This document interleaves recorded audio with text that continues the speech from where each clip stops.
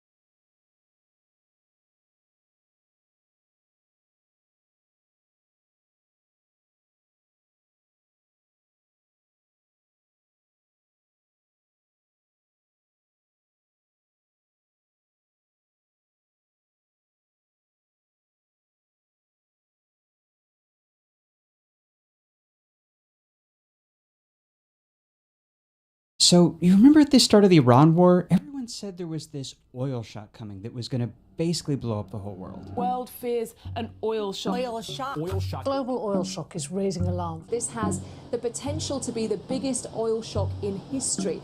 All the flights were going to get grounded. Airlines are saying expect flight cancellation. They are canceling flights. 13,000 flights have been cancelled. Cities were going to go dark. The final vessel carrying jet fuel into the United Kingdom is going to get here in 48 hours, and there's no more after that. Gas was going to triple in price if you could get any at all. Situation's looking pretty dire. Gas prices are expected to go up again. It would take months to recover it. This was just hard math. The world's oil was going to dry up, and that would be that. How we emerge from this crisis will define us for a generation. And then it just kind of never happened. Oil futures, they're telling you in August actually prices are coming down. Markets seem to be showing far less alarm than they did at the start of the conflict. And it's not like the predictions turned out to be based on some mistake. You can go back and check their math. It's right. The world should have ended like 4 weeks ago. No, something happened that no one expected, that no one thought was even possible. The world got a savior, and it was the last person that you would guess. Yes, it was the General Secretary himself, the party chairman, Chinese President Xi Jinping. And if you're thinking, okay, why didn't I hear about this? It's because China pulled it off basically in secret, which is kind of a weird way for an aspiring superpower to save the world. And it gets even weirder because the country they saved most of all is their chief rival, the United States.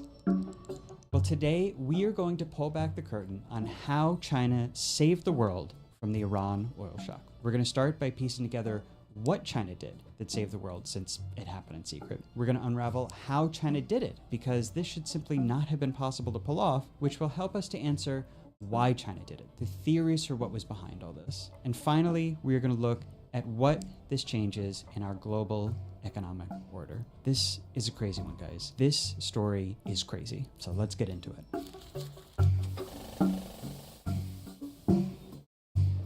Okay, so to understand what China did, we're going to use the board to map out the global oil economy, what happened to it from the Iran war, and then what China did to save it from completely imploding. Good? So the main thing about oil is it's traded in one unified global market. That means all the world's producers sell into the same big supply of oil, which the world's consumers all buy from. And this is why when something happens in any part of the oil world, like say a war in the Middle East, it affects everyone. And on any given day, there are about 100 million barrels moving through this system. 100 million barrels produced every day. And that is also 100 million barrels that gets consumed every day. And it's really important that these two numbers are the same. Every drop of oil that gets produced every day gets sold and consumed every day. There is zero slack in the system. And that is why it is such a big deal when the Iran war starts and Iran shuts down the Strait of Hormuz. And doing this, shutting down the Strait of Hormuz, blocks 20 million barrels of oil per day from reaching the world. So now we've only got 80 million barrels a day in output to meet 100 million barrels a day in demand, right? This equation no longer balances. We now have a 20 million barrel a day deficit. And this deficit means that pretty soon 20% of the oil-consuming world was going to power down. That's 1 in 5 flights, 1 in 5 factories, power plants. It's a global calamity. Still, the world is ready with a couple of defenses, including this: oil pipelines that go around Hormuz. This is the East-West pipeline, known as Petroline. That big one is controlled by Saudi Arabia, and then the United Arab Emirates controls the other main one. This is the Abu Dhabi crude oil pipeline. And these pipelines add about 7 million barrels of oil back into the system. It's a lot. Okay, so now just to make sure we're keeping score, we're at a negative 13 million barrel a day deficit. Right, we removed 20 million barrels from the system, we added 7 million back in, 13 million deficit. It's better, but it's still really bad. Okay, so you guys are still with me? The other big defense that the world has is strategic petroleum reserves, emergency stockpiles of oil. These tanks are all full of oil. America and other countries keep huge stockpiles like this for emergencies. And there are even bigger US stocks I can't show you because they're kept in huge salt caves thousands of feet underground. Tons of countries have these reserves. Here's Japan's, one of the world's largest. A week into the war, 32 of these countries got together and all opened up their reserves to the world. This was the largest release of reserve oil in history. Hundreds of millions of barrels from dozens of countries. It was a huge deal. But the war dragged on, and it was stretching out these releases, so in the end, they added up to an average 2.5 million barrels per day. So these were the world's big defenses for a mass oil shock like what happened in the Iran war. And together, these bring our deficit down to 10.5 million barrels a day. This is still a calamity, more than 1/10 of global energy usage, and it gets worse. Those 32 emergency stockpiles from all over the world, they are running out. Here's America's reserve. It's dropping hard and fast towards zero. And here's Japan. It's same thing, absolutely plunging. So not only are these reserves tiny relative to the hole they have to fill, but they're only good for a few months, and then they are gone, man. Which is exactly why everyone looked at all this and said, yeah, the world is ending. Until a few weeks in, people started to notice something weird happen. Good afternoon, everyone, or good morning, or good evening, or wherever you are. This is from a conference call a business intelligence firm called Kepler held back in April, walking its clients through what was going on in the oil market. And they focused on one thing in particular. What's happening with China, right? So I just want to look at China monthly imports right now. China's oil imports, that's those bars in the chart, had suddenly dropped to half. Half. See, and how long could that carry on? I know those guys did not seem super emotive about this, market analysts, but trust me when I say, this discovery made people lose their minds. And let me give you some context for why. This shows China's oil imports since 1980, and that rise is one of the biggest stories in the history of oil. This is where China surpassed the US as the world's biggest oil importer and just kept going. Oil has powered China's rise from the start. It fuels their factories, lights their cities, it's the engine of their economy. Yes, China has been building lots of solar and wind, but renewables like that still produce just a fraction of the power that they get from coal, gas, and especially oil, which is why it seemed impossible that right after the Iran war started, China's imports that have been rising for decades dropped overnight by half. This decline here, 5.5 million barrels a day, is equivalent to more than all of India's oil imports. More than Europe's 5 biggest economies combined. This was the thing that saved the world, China. China took its imports and magically cut it by 5.5 million barrels a day. Which means that what started as a 20 million barrel a day deficit from Hormuz closing is now, after all those alternate pipelines, plus emergency stockpiles, plus China doing whatever it's doing, means that deficit is now down to just 5 million barrels a day. And look, that's not great, that's still pretty serious, but everybody shaving 5% off of their oil usage instead of 20% is the difference between mass blackouts and economic collapse, which is what we thought we'd get, and a few months of higher gas prices, localized flight cancellations, and some gas lines in Southeast Asia, which is what we got instead. So yeah, I would call that basically saving the world, really thanks to this guy. And before we go further, I want to thank our sponsor for enabling us to bring you this video. Sponsors are how we're able to do what we do. So thank you to Outskill. And if you don't know Outskill, helping you get smarter is actually what they do too. If you feel like you need to want to know how to use the latest AI tools to get ahead in what viewers of this channel know is an increasingly competitive job market, or some, but you want to know more, Outskill is offering its mastermind course this and every weekend, 10 a.m. to 7 p.m., 2 days, lots of practical knowledge, expert mentoring, and real-world tools. Outskill actually believes so much in this course that they are making it free to our viewers. Just use the link in the description to register. You'll learn deep research with Claude, build artifacts and dashboards, create presentations, use Claude connectors to automate tasks, build custom agents, and generate videos and visuals. Look, I know AI, it's a sensitive topic. I get it. We talk about it on the channel. And there are a lot of companies in this field I would not partner with. I partner with Outskill because it's a service by and for human beings who, however we feel about this technology, want to better learn how to wield it. It's why OutSkills courses have already been attended by more than 10 million people.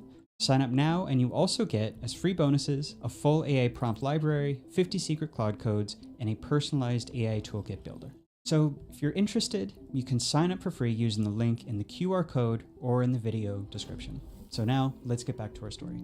But China has not said a thing, hasn't acknowledged they're doing this, hasn't said how or why, just stopped importing oil by the largest amount any country has ever stopped importing oil. Poof, overnight cold turkeyed this substance that the entire industrialized world, and China especially, have made essential to their daily functioning for 100 years. And since China won't tell us how they did this, we're just gonna have to piece it together ourselves, starting with a quiet change China made right at the start of the war. This article from 2 weeks into the war revealed that China had ordered a total ban on fuel exports. The context here is China has a huge refinery industry. And what it does is it turns raw crude oil into stuff like jet fuel and gasoline. And most of those fuels stay within China, but because they're good at it, they export a bunch of it to all over Asia. Until March, when China banned those refiners from exporting a drop of fuel. And at the time, everyone assumed this was to preempt a potential fuel shortage within China by building up stockpiles. And one reason I say assume is that this ban was imposed, that's right, in secret. That's why the story is credited to 4 sources with knowledge of the matter. That means off the record. But that assumption about why China was doing this was wrong. Turns out it wasn't to stockpile jet fuel or gasoline. It was because China was about to stop importing half of its oil, so those refineries were about to do a lot less refining.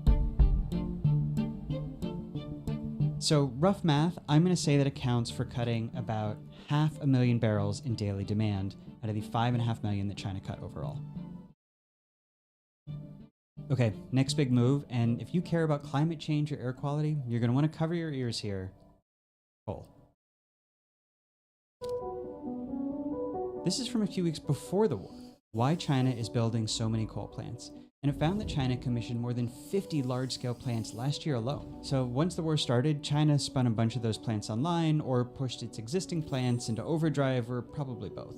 But by April, it was burning a record amount of coal. China also figured out a way to use coal instead of oil to make plastics, which usually is a petroleum product. They also found a way to use coal to make fertilizer, which usually also is an oil byproduct. All of which allowed them to, say it with me, import less oil. And we're not sure the exact amount, but let's just say, and this is a guess, another 500,000 barrels.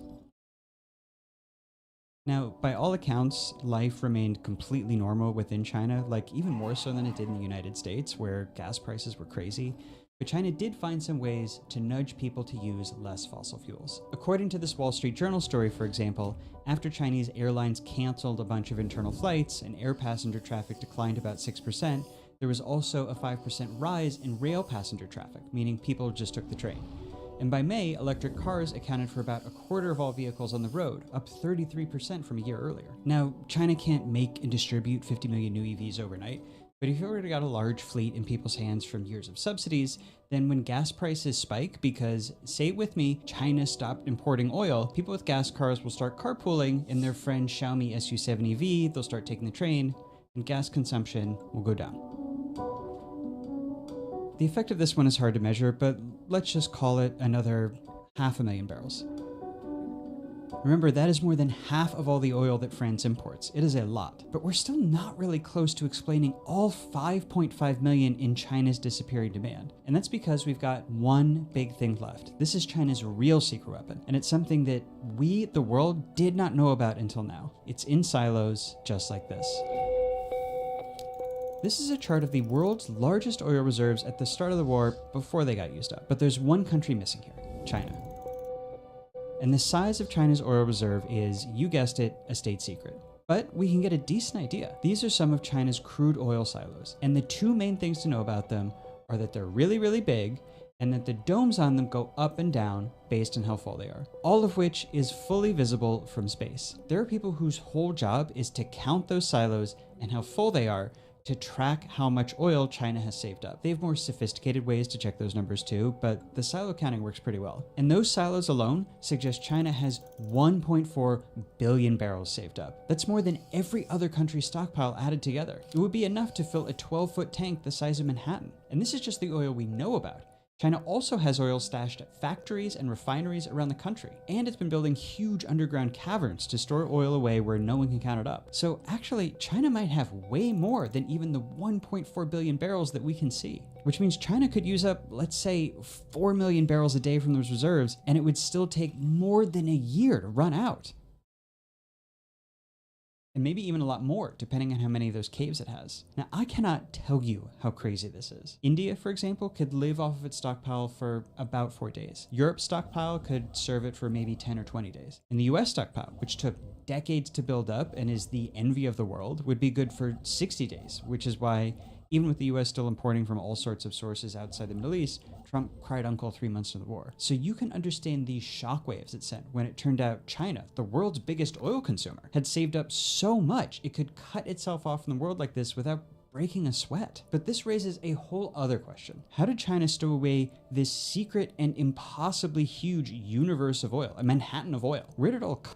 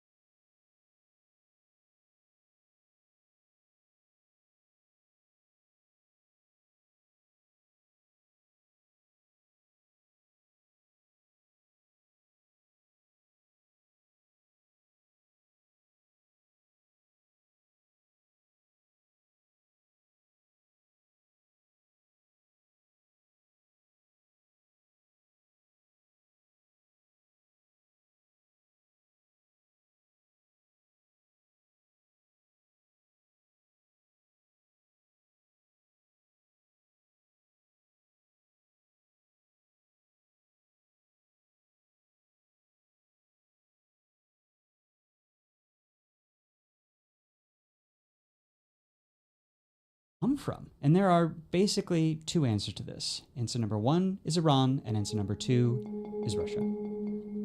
Let me explain.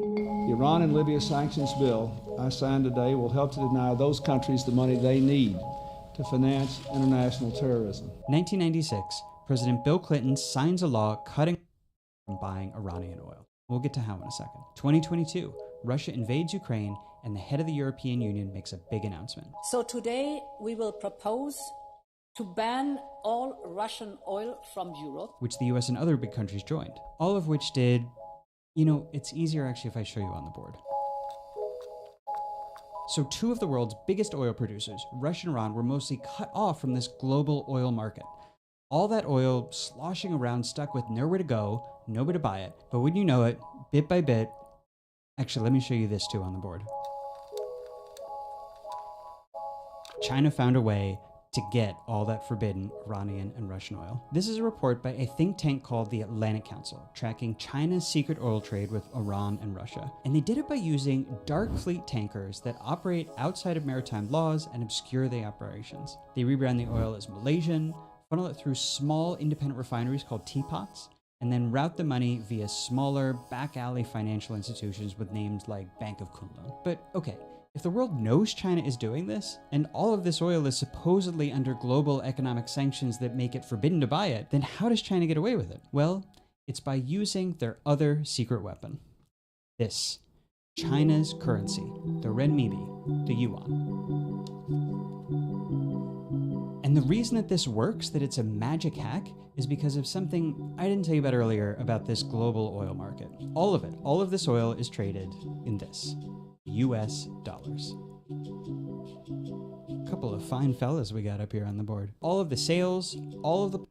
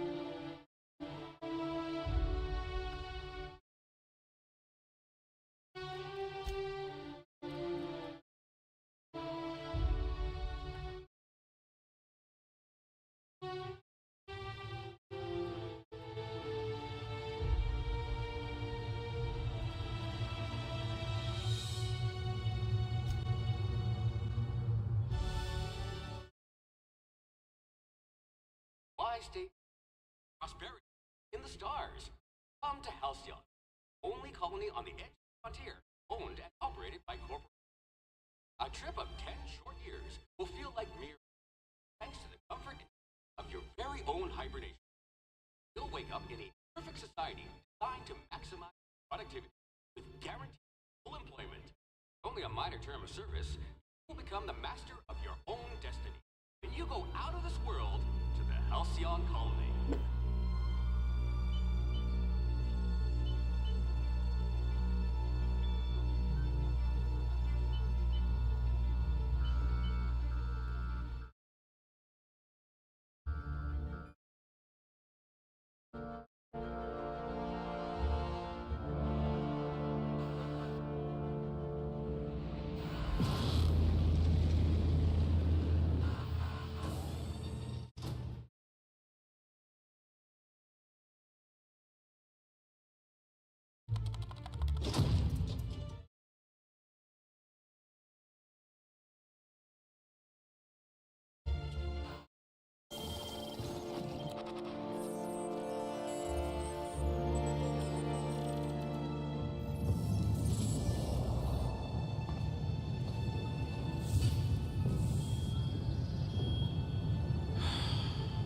Hundreds of thousands of colonists left adrift out here forever, just to keep from damaging the board's bottom line. Disgraceful.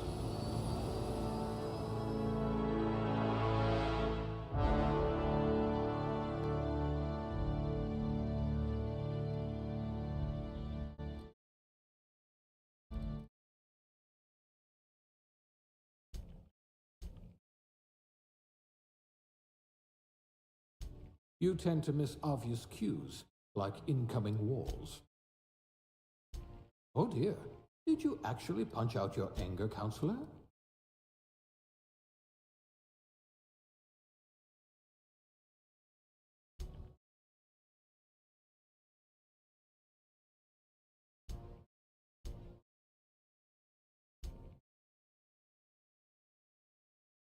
Oh dear, your corrective lenses need corrective lenses. You took a few blows to the brain pan.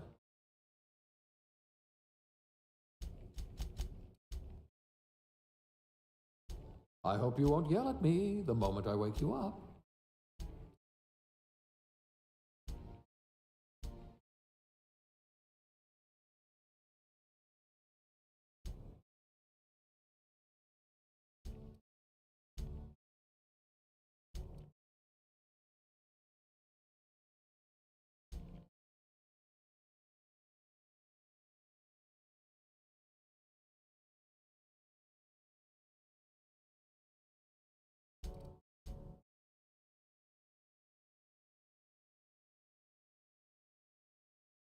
Good. I need someone who can smack a little sense into this colony.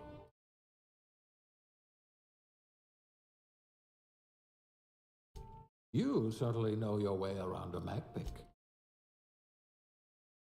We'll put those marksmanship scores to good use.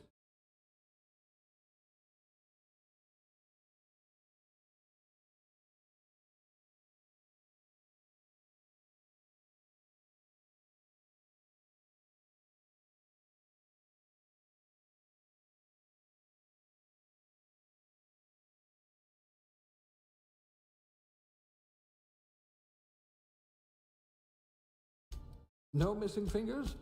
You are good at your job.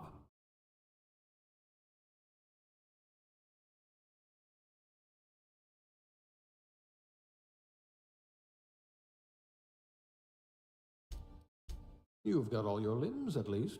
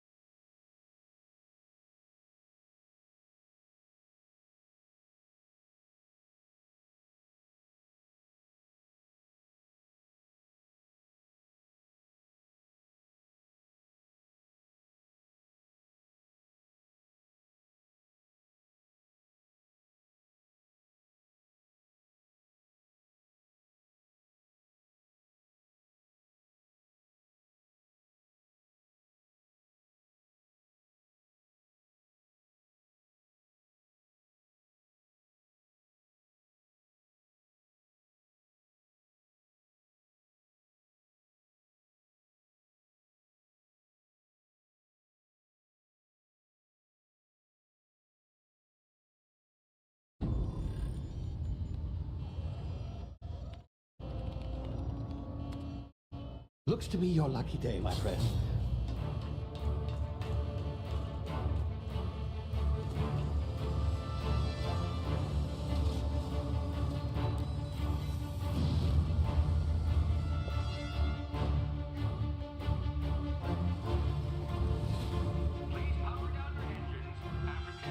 Not likely, bootlickers. Initiate skip jump.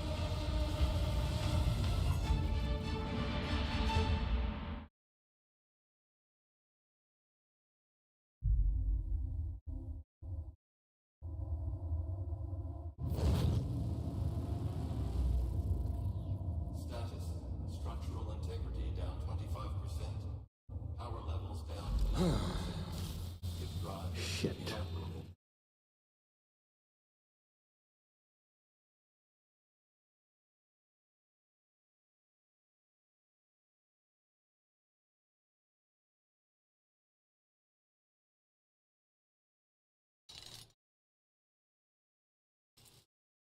Ah, there you are.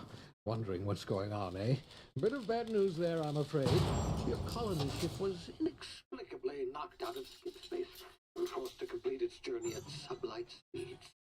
This means that you and every other colonist on the Hope have been in suspended animation for 70 years, give or take.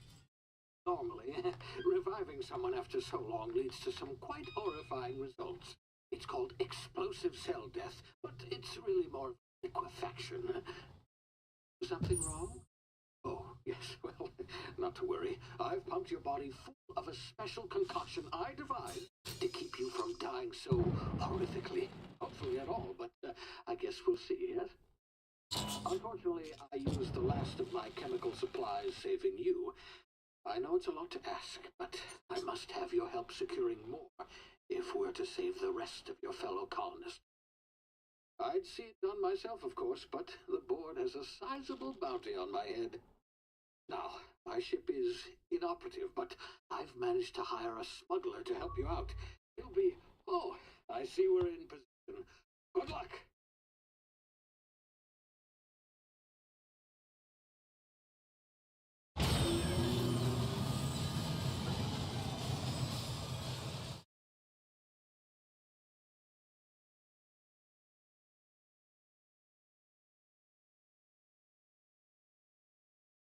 This thing working.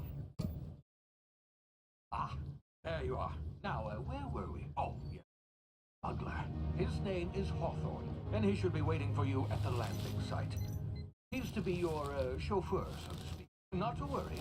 I'm told he's a specialist. Dashing gunslinger, one-of-a-kind ship, that sort of thing. You'll like him, I'm sure. I've also outfitted you with a simple wireless monitor, so I can track your progress. I'll check in with you as soon as you land. Good luck. All the colonists are counting on you.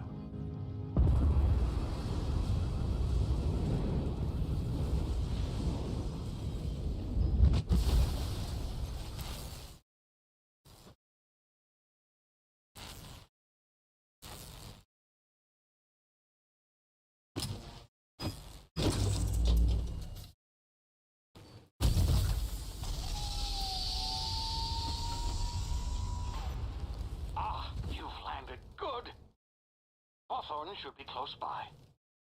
What in Law's name? Is that him? Oh, that idiot. I told him to plant the beacon and move away, not stand there holding it. Oh well, no sense in...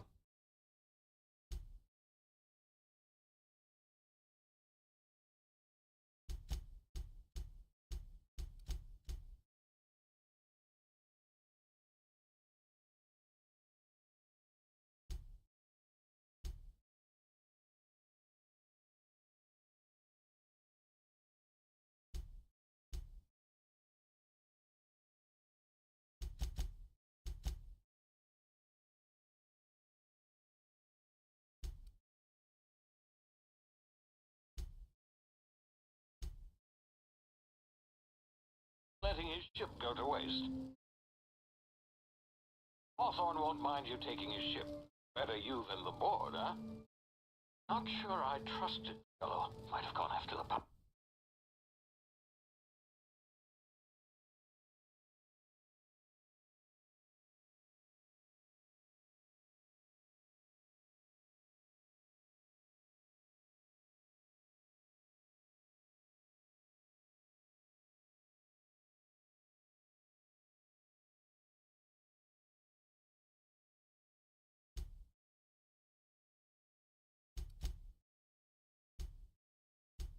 bounty on my head. Shame about the whole squab.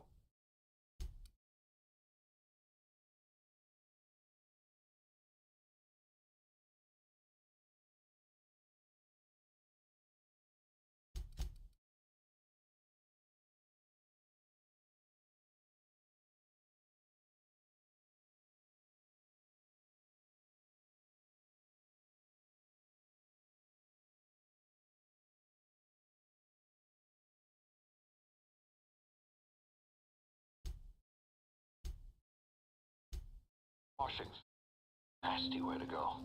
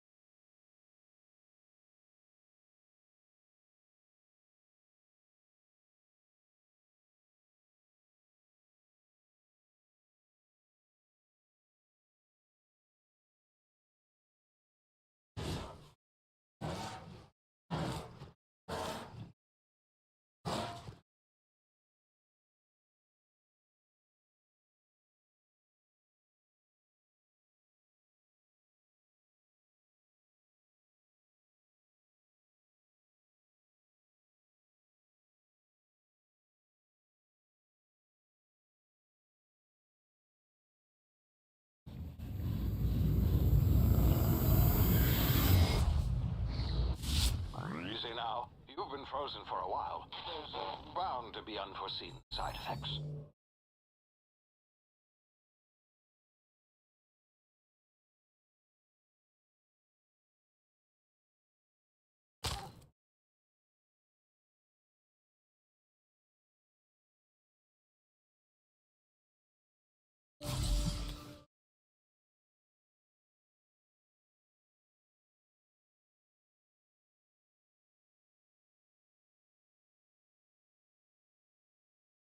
Come here. You've tried the best now. Now try the rest. Spacer's choice. Oh, well, that's... We were out on patrol. I saw a marauder camp up in the hills. Thought I could take it. Then my gun misfired. Right through my side. I mean, the odds of that, right? Just barely scraped by with my life. Crawled in here and blocked off the exit with those canisters.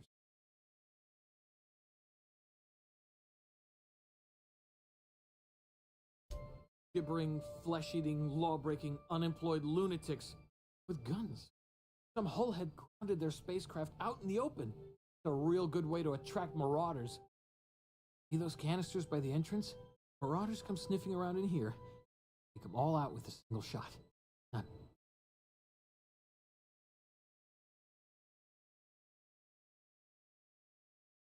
Yeah, okay. All Spacer's Choice weapons are now 30% less likely to malfunction. You've tried the best, now try the rest. Spacer's Choice. Yes. You hit your head or something? You're in Emerald Vale. We're a Spacer's Choice community. Edgewater's a little ways down. Place in the Vale. Be sure to stop by a provisioner's for a can of our famous salt tuna. The Hope? That's some sort of fancy new drug? Are you with Auntie Cleo or something? Don't take this the wrong way or nothing, but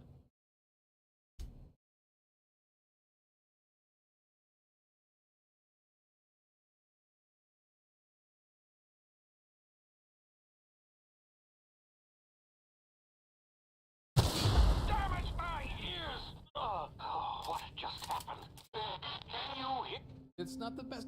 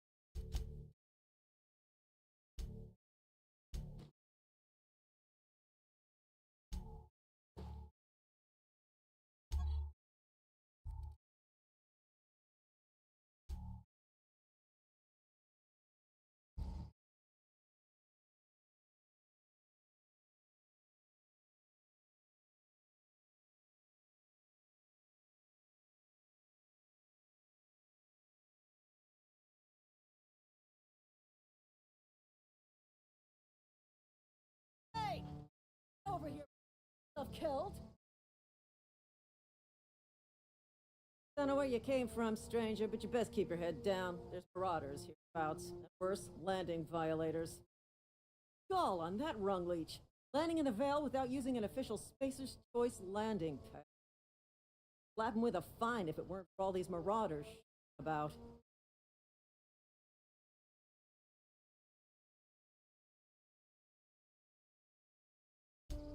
Really? How is he?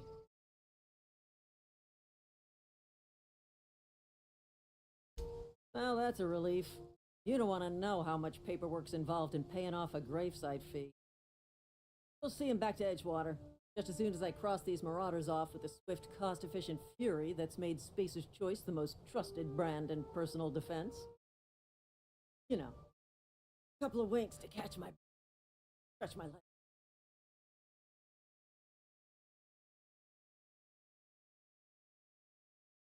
Well, sometimes. Management's real good at cost-benefit analysis. Thing is, I'm the acting manager in this situation. You're right. Time we cross those marauders off, find whoever owns that ship, and file a full report. And it's gonna be fucking laminated. Go.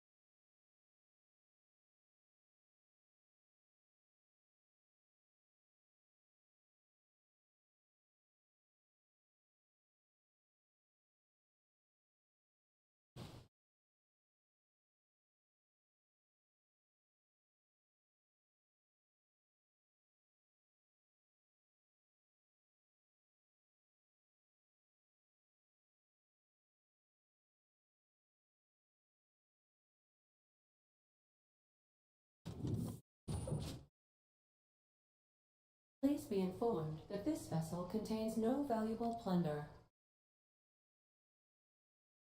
Unauthorized access of spacefaring vessels is a crime. Please submit yourself. Hello, Marauder. I am Ada, the autonomous digital astrogator of this vessel. Please be informed that I am authorized to use violent retribution against unwanted solicitors. Please return any misappropriated equipment and exit this vessel in an orderly fashion. Failure to do so will result in your immediate destruction.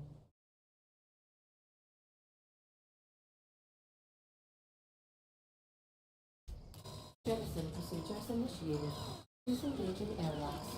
Preparing to eject all boarding parties in 5, 4, 3, 2, 1. You are still here. My deception protocols have failed. I have been programmed to express disappointment. This vessel is the registered property of Captain Alex Hawthorne. I am incapable of accepting orders from anyone other than Captain Alex Hawthorne.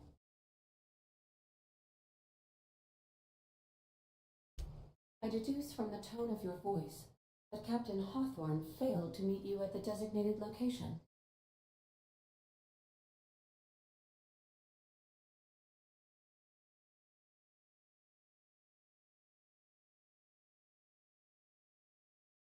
I understand. I will require some time to process this information.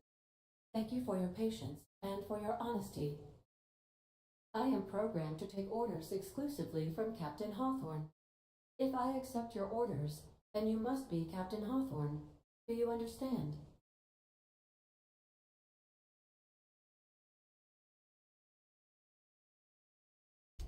Well done, Captain Hawthorne.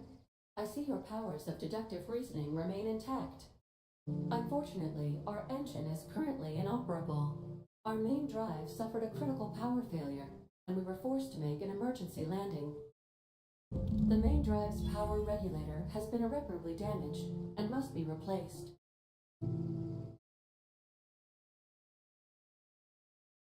Astutely observed. However, the probability of locating a power regulator within a worker settlement falls within acceptable parameters of certainty.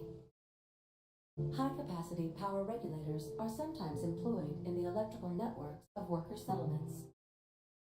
I have taken the liberty of printing you a new Captain's Identity cartridge. Please try not to lose it this time. This cartridge identifies you, Alex Hawthorne, as the registered proprietor and captain of the Unreliable. Do you understand?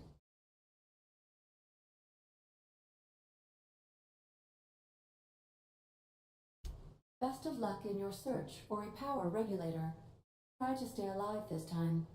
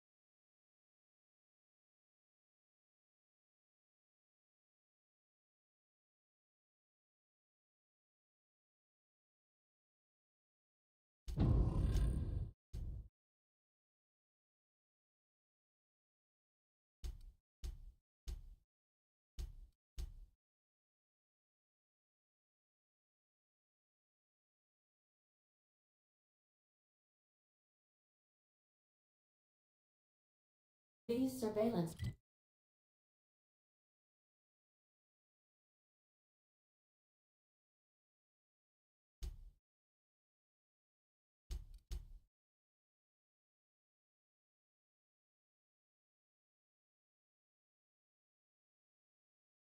devices allow me to monitor you constantly. Please ignore them.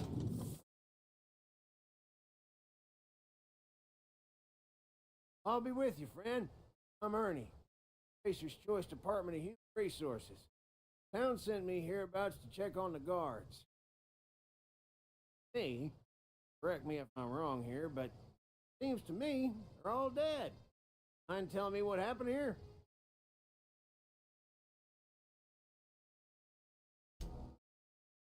Altercation, you see. Same as that goes. Spacer's Choice policy strictly prohibits dying during work hours. I'd better get to up and just leave company property scattered about and bleeding on the dirt.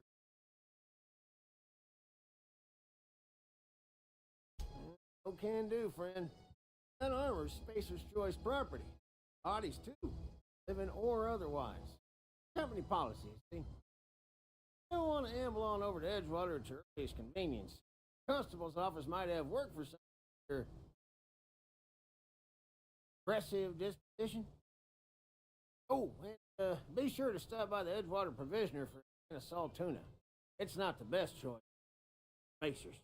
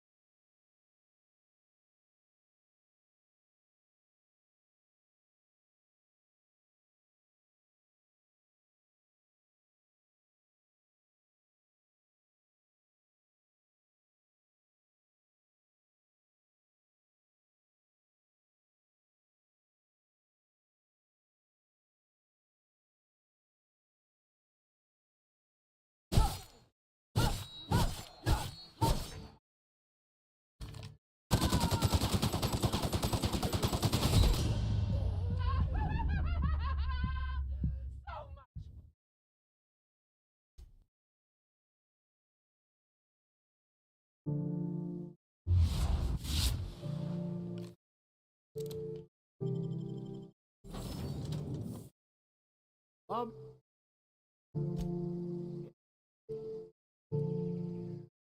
Is that an official Spacer's Choice spacecraft on the official Spacer's Choice landing pad? Do I look like an automechanic?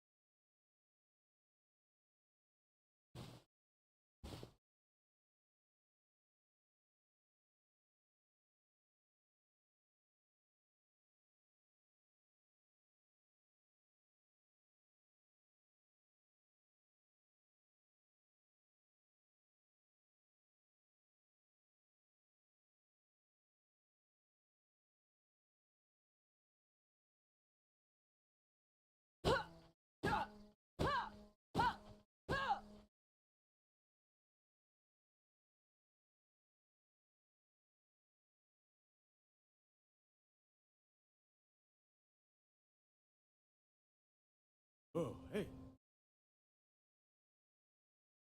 Don't go ambling out in those hills. Marauder territory. God, what are you on about? Take a bruise to the cranium? Ain't safe out here. You'd best head into town. Tell yourself of Edgewater's high walls and low prices.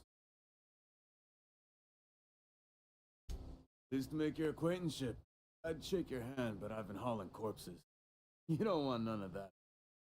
Name's Silas. And you're in humor for the town of Edgewater. We're all part of the Spacers.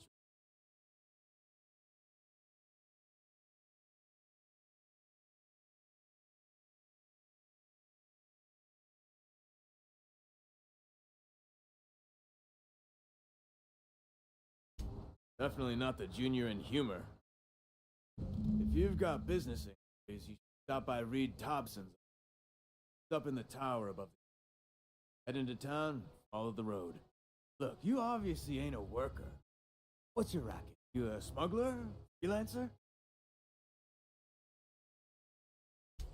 Edgewater is a company town, board-owned and operated. That includes the cemetery. None of us own our grave sites. We rent them from the company. Renting means money. Money means paperwork. Paperwork means signatures. Our families become quite delinquent in paying their dues.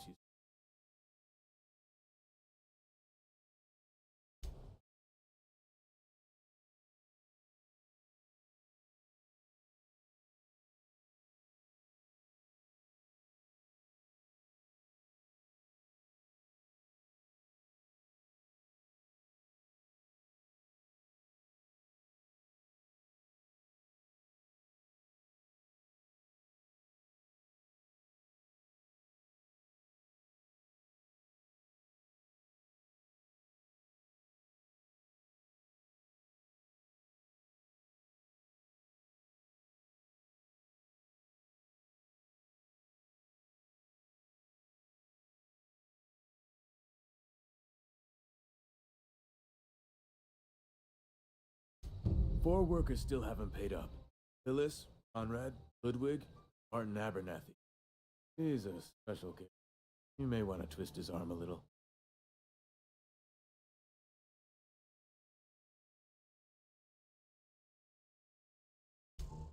Just is. Look, I don't want to get into it. Make sure he pays up. Conrad's got a barbershop in town. Phyllis works at the cannery most hours. Abernathy... I ain't seen him in a few days. His domicile is near the cannery. You'll find him in town. All except Ludwig then. He's over by the landing pad.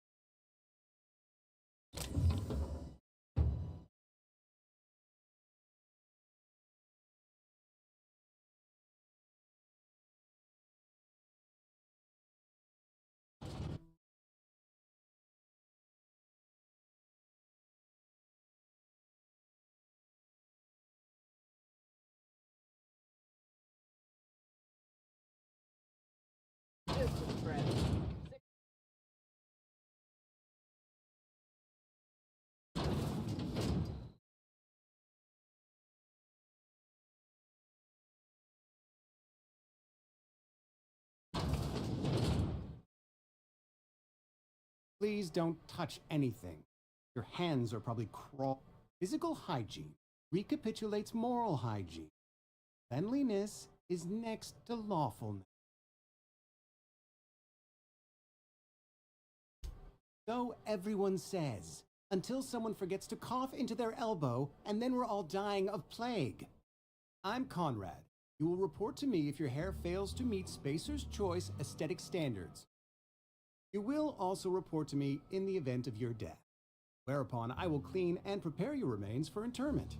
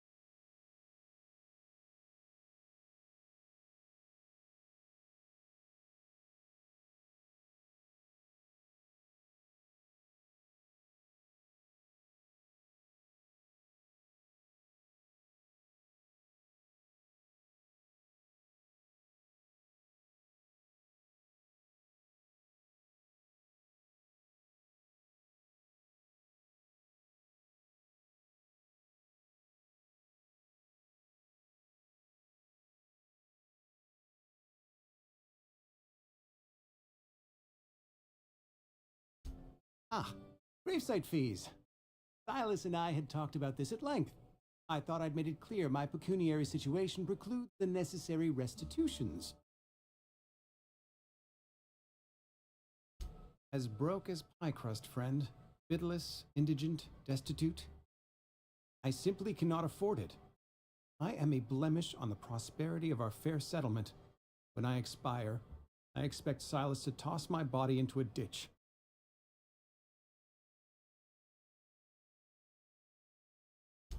Edgewater is built on the discipline and sacrifice of its people. Say what you will about our town, but we all pull together. Tell Silas I can't afford to pay, and that I fully expect to have my medical rights revoked for this dereliction. My apologies. Some time ago, I fell ill with the plague. By the grace of the law, and through my own hard work, I'd proven worthy of treatment. Frankly, I don't imagine I'll earn that right a second time. Barber work hasn't been profitable, you see. I've had to keep this old place running with my own savings.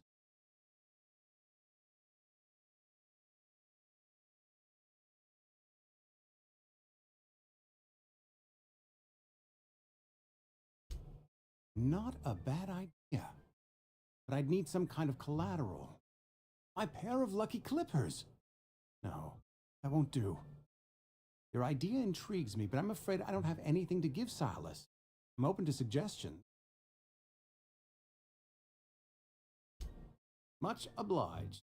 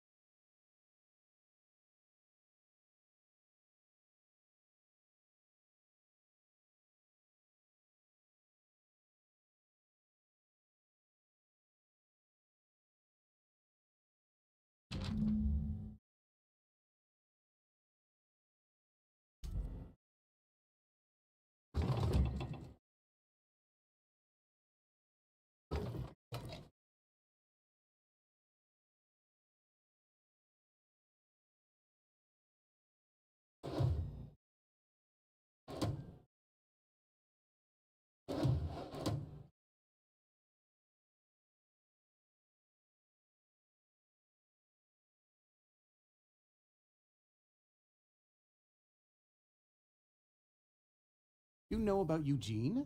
How?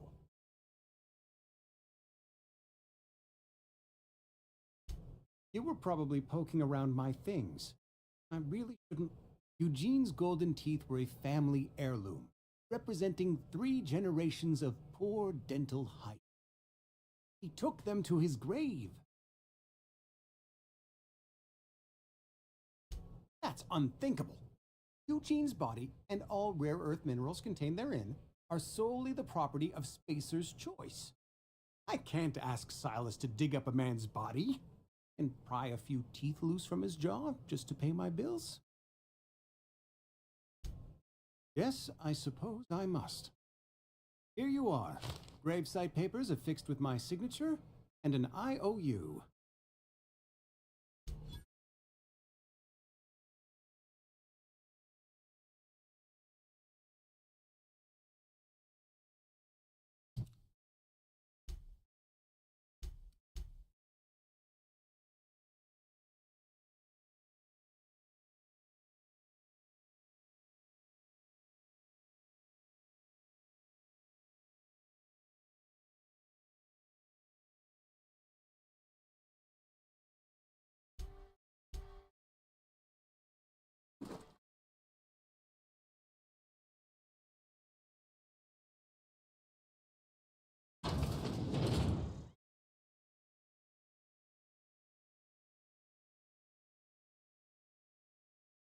I don't know you.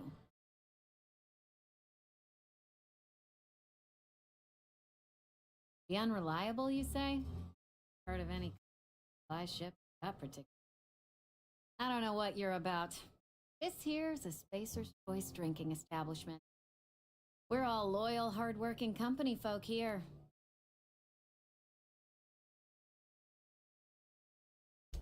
You really think so? That's kind of you. I've been trying to keep the floors clean. No idea how long it takes to rub the tile. Guess I misreckoned you. Sorry about that. I didn't mean to be curt. You just got some problems. I can get you a drink if you'd like. Gotta ask you to enjoy your beverage with me, though. You bringing a drink over to those deserters. You understand. Yep.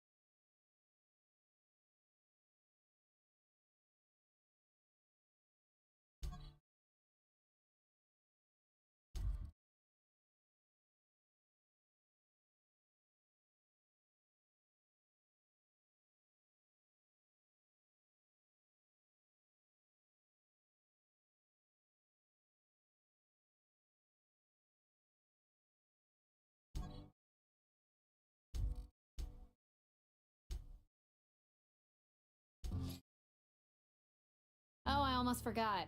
I'm contractually slogans to visitors. Plague got you feeling woozy? Get yourself boozy with Spacer's Choice.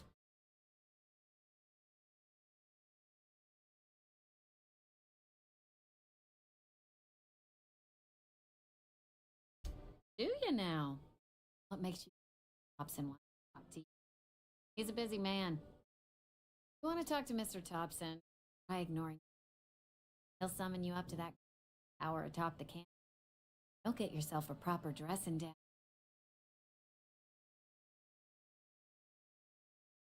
It is a good. You're not pulling your weight. You don't deserve to live here. Simple as that.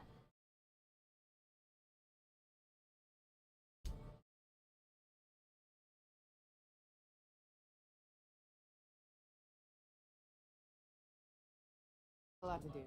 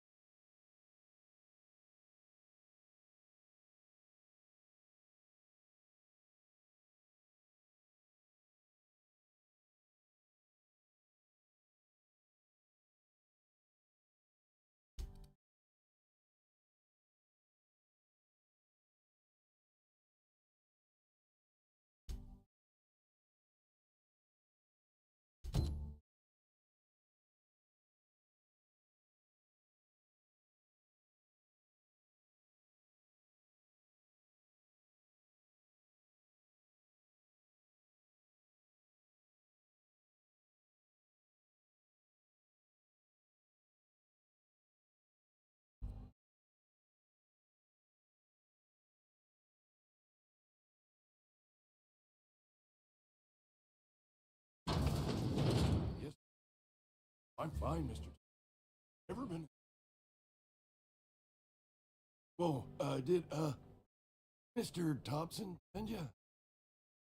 You tell Mr. Thompson I'll be right at my post. Tomorrow. Bright and early tomorrow. Because I'm definitely not plagued. Dry as a spring chicken. That's old Abernathy. And what are you doing here?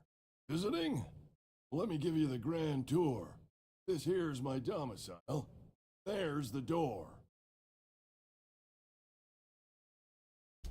What? No. I mean, might be. Who's asking? Silas knows, doesn't he? That's why he sent you. That's why he wants me to pay up. Knows.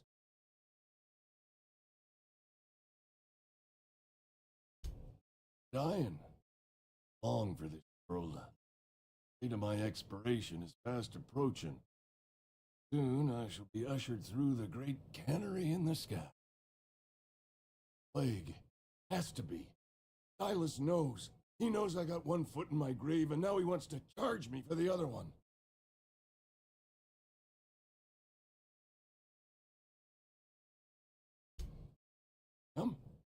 Oh, help me. Paranoia is one of the plague's known symptoms. I'll pay your fees. I don't want any trouble from Silas. You could see your way to freelancing. There's a cache of anthrax tucked away in the old community center. Powerful stuff. Stronger than what we got, anyway. I need you to break in, have that medicine, and bring it back to me. Oblige me with your haste. Feel the plague spreading. Oh, Law, it's in my spleen now. I can feel it. Just keep your head down when you're marauders. Tracking mud all over the archive.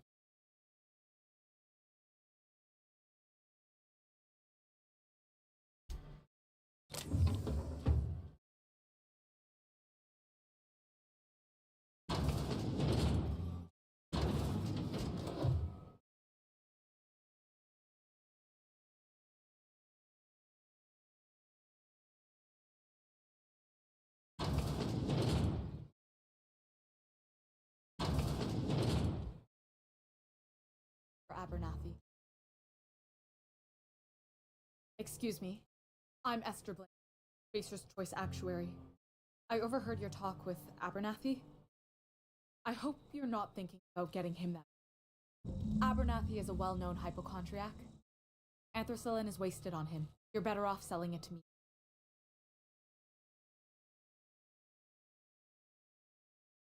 All I'm saying is Abernathy's worked in this town longer than some of us been alive.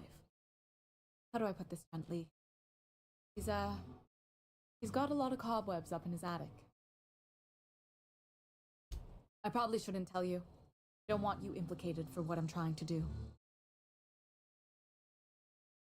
Alright, here's a summary. A lot of sick people in this town, and we don't have the medicine to treat them all.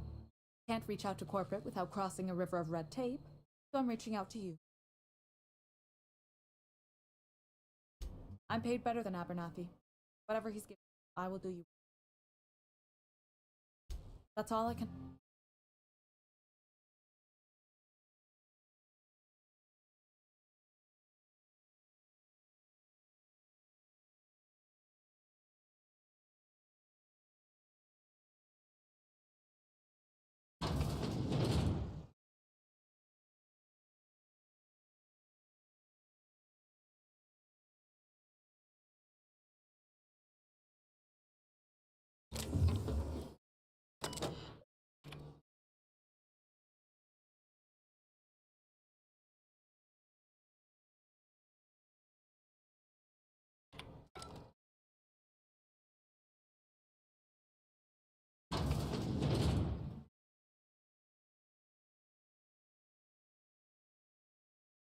Make me cops.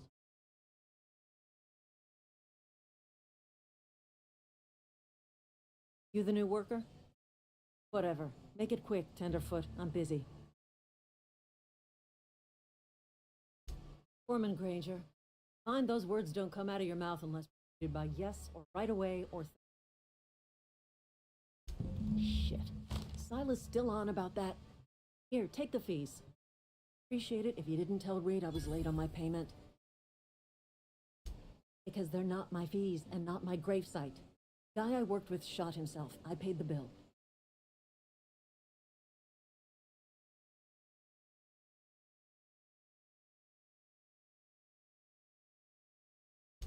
I could do without the sarcasm. Wasn't acting out of the goodness of my heart. Law requires delinquent gravesite fees paid by the deceased party's closest living relative, which meant me. Shame though. Eugene was a good worker. Woke up one morning and put a round through his upper story. Can't imagine why. The kid was doing all right at his desk. We all thought he was an upstanding receptionist.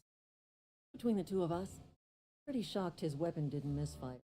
Spacer's Choice handguns aren't the most reliable.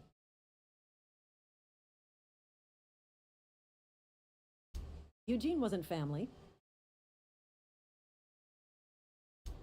Yeah, I was the closest living person relative to his body at time of death. And the one who found him, you see, so I pay the fines. Suicide's a crime. The legal term is irreparable damage to company property. What Eugene did to himself was vandalism.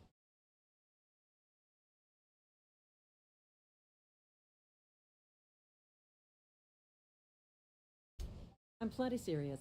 In fact, I'm a little upset Eugene didn't think things through. In other words, Edgewater would have been penalized pretty hard. Whatever Eugene was worth as an asset, we would have had to pay out of pocket to Spacer's Choice. Look around. Edgewater ain't exactly swimming in luxury. Can't afford to pay the body price of a suicide. All I know is Silas asked me Eugene's gravesite fees, which means he was approved for burial, which means his papers went through, which means the town's in the clear. I'm just glad to put this whole ugly affair behind me. Eugene can rest his bones in peace. The rest of us can get on with our own lives.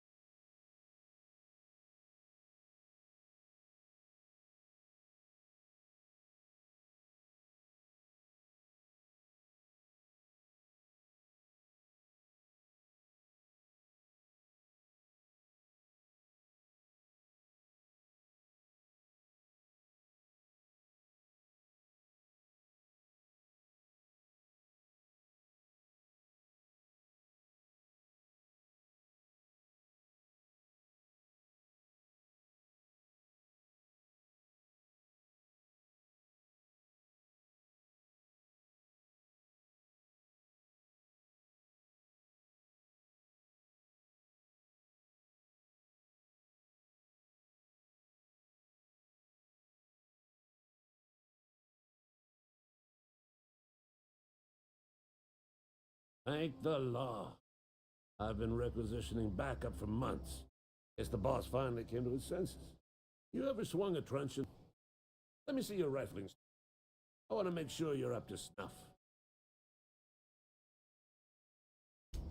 I'm talking about mechanical soldier. Cold, heartless automatons made of iron and lies. Just my luck. I asked for backup and the boss sends me one of them simple. All right. Listen real close. Auto-mechanical. Creatures forged in the fires of malevolence. I seen them over by the old power plant, clattering about, firing at the birds, orchestrating their uprising. Swarms of mechanicals come clanging on over that hill. Where will you be? Cowering beneath your cot? Or standing shoulder to shoulder with the resistance?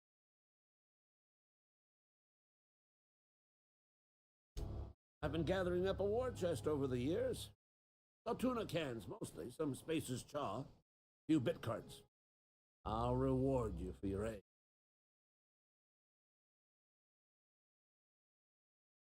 Enlistment fees. Yeah, I suppose. Wouldn't want to give the Resistance a bad name. They have sent us prowling around the junkyard just behind our beloved town. This scout must not be permitted to return to its base of operation. Cross it off, then report back.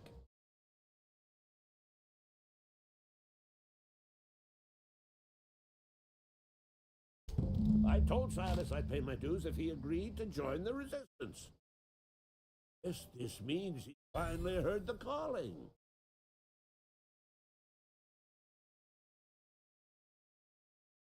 Mechanical repellent. A stroke of inspiration from the law itself. Here, I've been saving up a couple of bits for just such a project.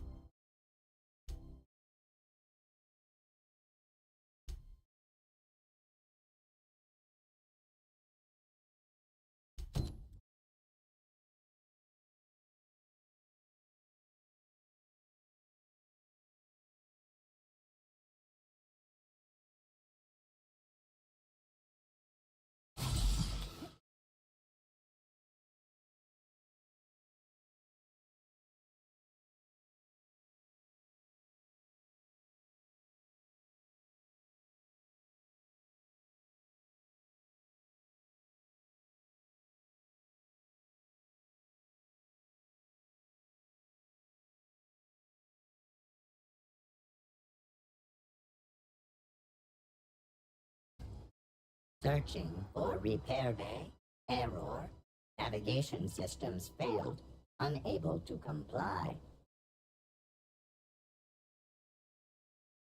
Navigation systems have determined this location as Spacer's Choice, designated mechanical repair bay, attempting to misdirect or confuse a Spacer's Choice Mechanical is a punishable offense. Please report yourself to your supervisor. Damage to navigation systems detected. Attempting to return to designated repair bay. Error. Navigation systems failed.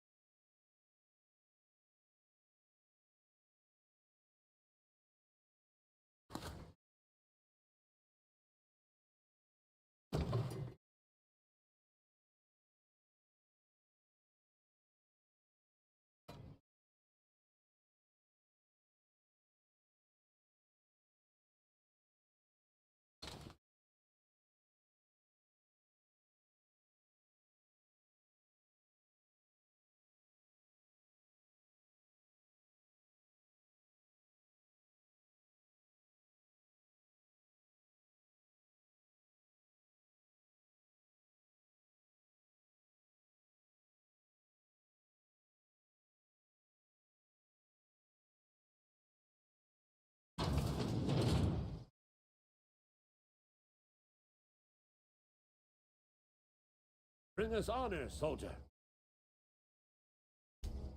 You beat that scout to scrap with its own legs? Hold its optic cables out its head case? Actually, don't tell me. Rather use my imagination.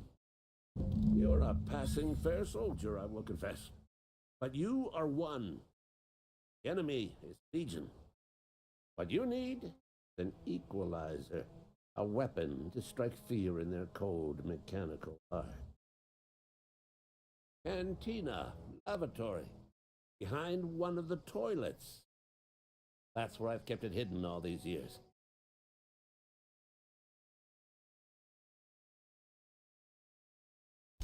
On the double, soldier. Don't want the bartender poking around in there with a mop.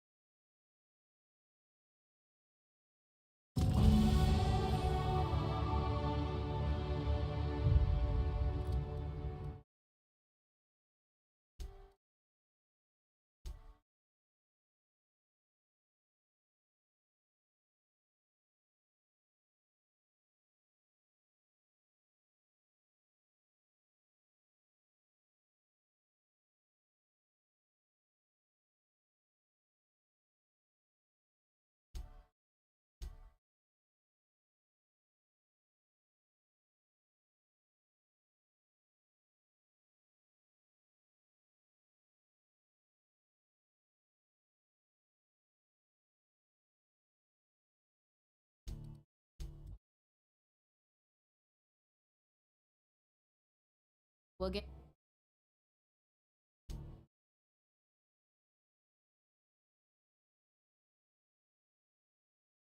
Ugh, is this the start of a joke? Look, I don't know what you're blathering about. If you took a blow. Anyhow, my world is. Make something. Spacer's Choice has been real good to me. The town's been real good to me. I start gallivanting around outside the walls, poking around in places I shouldn't be, learning things I've got no right to know. Fuck. Don't ever catch me asking about the world outside. Else the town's gonna say Amelia's gone soft. That Amelia?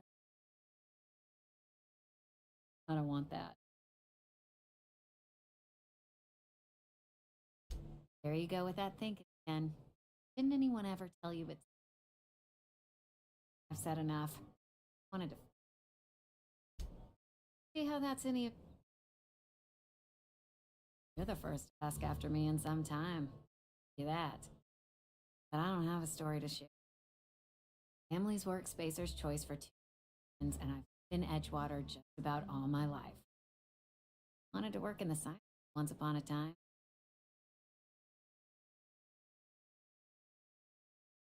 Glad I disabused myself. What happened, you ask? What always happens when you woke up. I just didn't for it. Asked too many questions. Wasn't suited to the work. So I did the right thing and worked the life I was always meant to live. Now that I'm behind a bar, I can ask all the questions I want. Important ones. Like, when are you going to pay your tab? Like another round of cold refreshment. OG.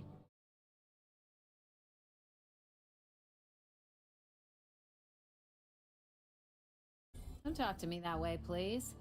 Spent many years disabusing myself of that notion. Don't need you putting it back in my head. Lab work ain't. Never was. Will be. Spacer's Choice put me where I belong. That I.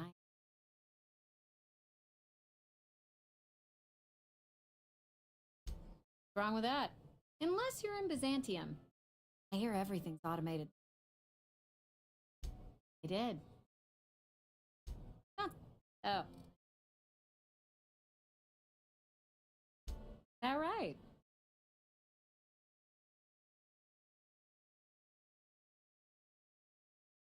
I know that serial drama. They were playing it just the other night. What was it called? The Last Spacer? You're right. I don't believe you. I'd advise you to keep that story unsaid.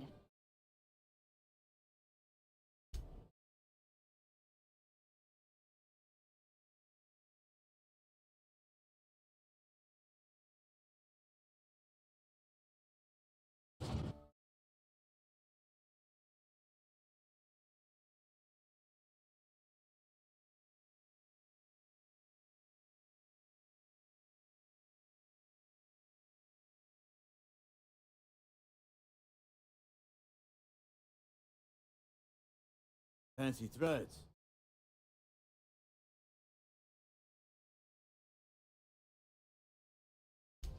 Yeah? What about him?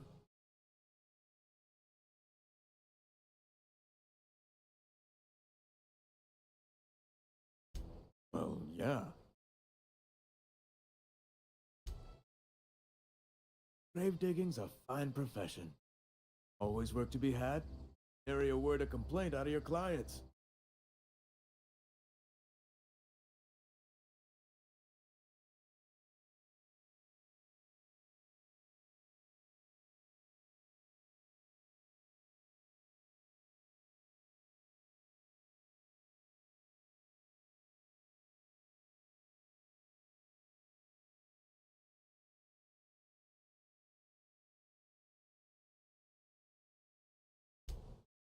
Trouble? Reliable work from a freelancer. That takes. I'll buy you a drink sometime.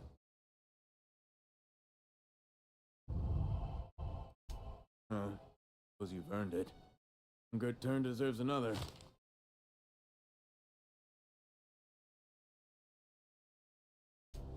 Abernathy was sick? With the plague? Disgusting. Took hands with the guy.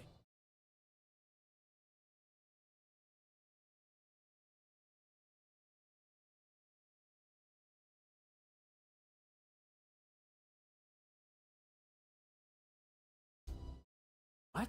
No. If I knew he was sick, I would have had him reported.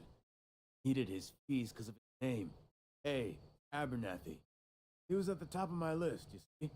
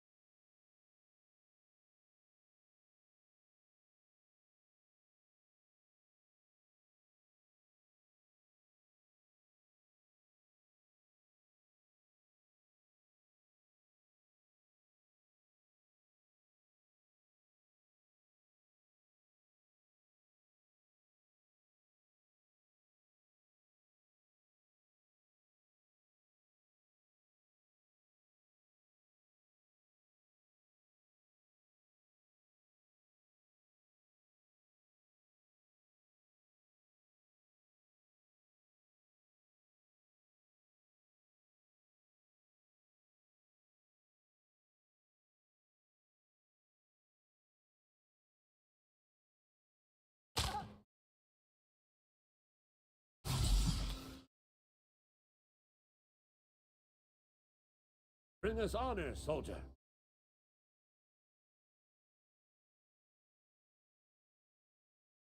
Feast your eyes, soldier. This here's a genuine Spacer's Choice injury customizing unit, designed to deliver a lethal blast of electrical discharge. I call it the Hand of the Law. You ever want to see a mechanic flailing around like a grounded fish? Stick a couple thousand volts in its guts. Compliments from old Ludwig. Fun. Some quarterly performance review, soldier. Ours is a grave and sacred duty. It's got me to journey down into the black heart of the enemy's camp. I'm talking at the old geothermal plant. Unfortunately, the old plant lies outside my board-given jurisdiction. You'll need to get a passcode from the boss, Thompson. I need you to get us the brain of a mechanical. Well, not exactly a brain. Anatomically speaking, what we're looking for is a logic module.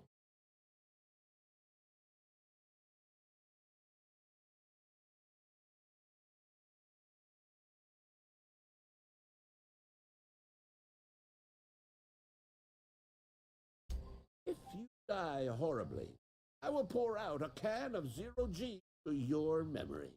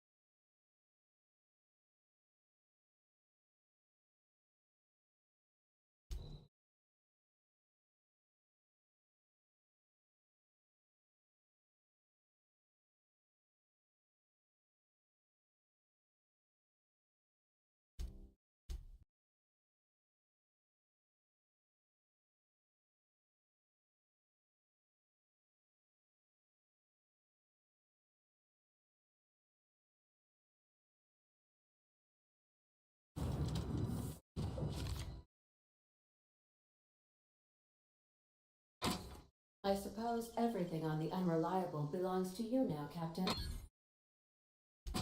Help yourself. No, really.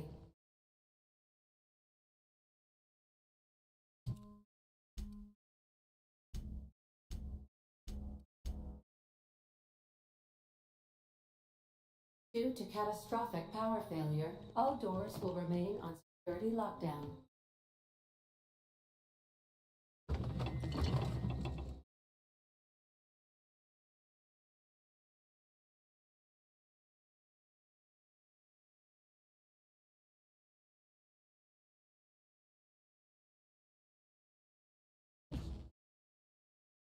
The ship's engines cannot be powered until a replacement regulator has been properly installed.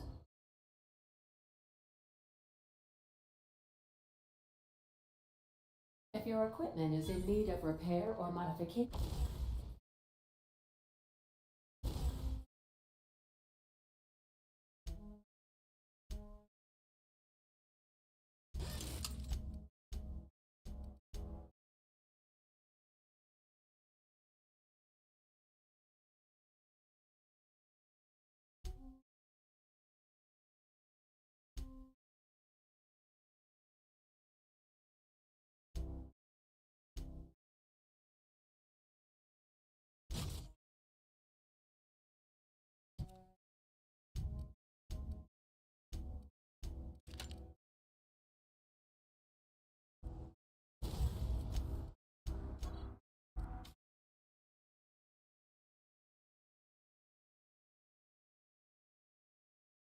these surveillance devices allow me to monitor you constantly.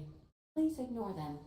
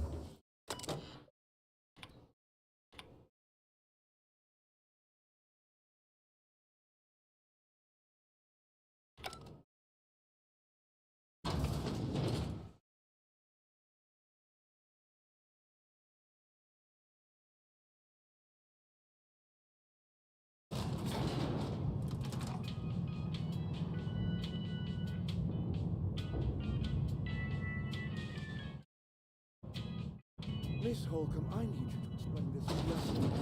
The grease monkey, Argo. Seems we've got a guest. Really now, Parvati, I do wish you'd spoken up. I do apologize. I was given no forewarning of your arrival, or I might have welcomed you at the gates myself.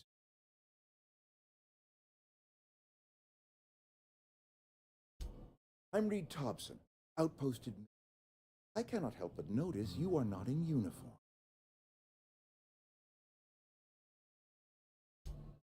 Yes, so it dawns on me. Seems I allowed my excitement to run away with my wits. Been a few seasons since we've had a visitor. Only regulator we've got is...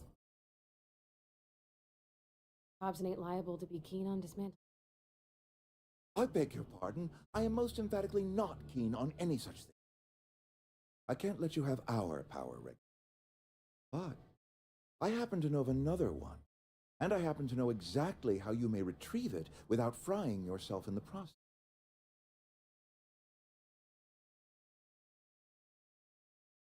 My proposition benefits the both of us. Please, hear me out. There's a power regulator in the old botanical lab. It's mostly abandoned, so all that power is being squandered.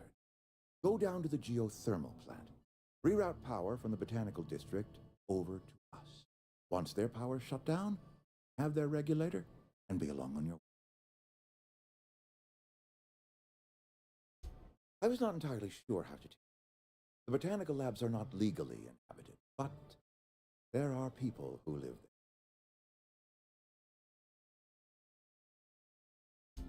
No, do not imagine they will be pleased. But like a parent disciplining an unruly child, you will be doing them a kindness. The people living in the botanical lab, they're deserters, former workers.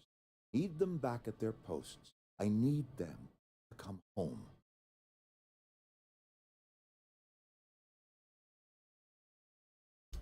Good law, no, I don't want you killing anyone, least of all them.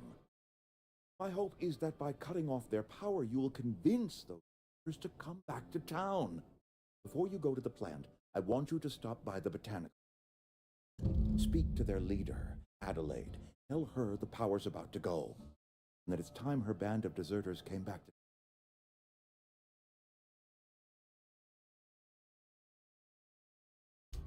My dad told me all about the plant. Taught me all he knew. I could come in useful. I mean, if that's all you, Mr. Thompson. I hesitate to part ways with Holcomb, but I cannot deny that she is and may prove useful to you. You will need an administrative passcode in order to enter. I am trusting you with mine, trusting Miss Holcomb to guide you if you like. Great! I got my wrenches and diagnosticators and hairpins and engine tape, so I'm all set. Well, I am glad to hear that. Best of luck.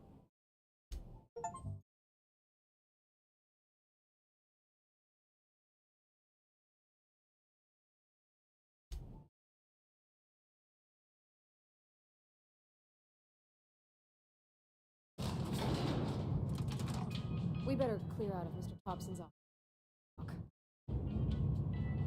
Coming back.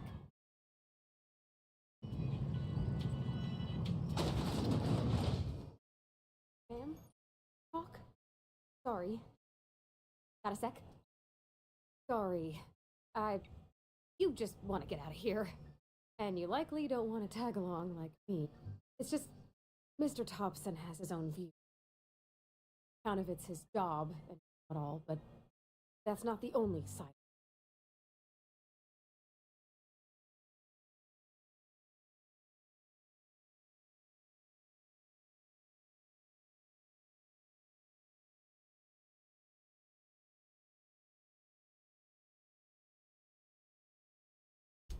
Mr. Thompson, a person's a gear.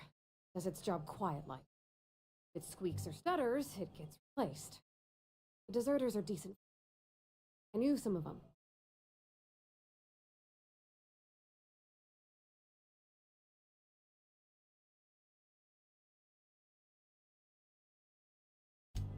Mr. Thompson's aiming to take. They'll have no lights to see nor heat to cook. They'll be at the mercy of marauders or worse. It just don't seem right to me. I think you should talk to the town's vicar about it. Max, his name is.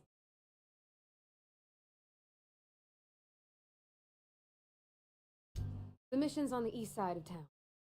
Can't miss it, on account of it being the only clean thing. Thanks, ma'am. I just think when you gotta make a decision that'll hurt somebody, it's best to think on the right and wrong of it. That's what my dad.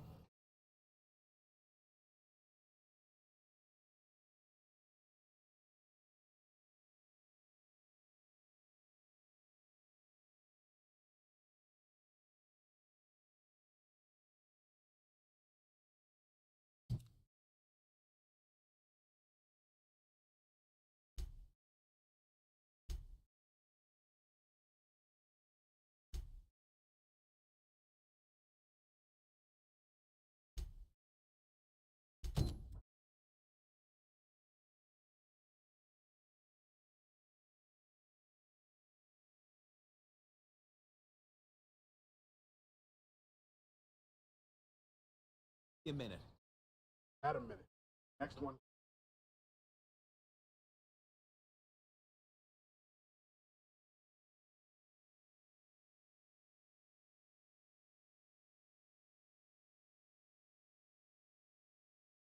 Oh, here it is.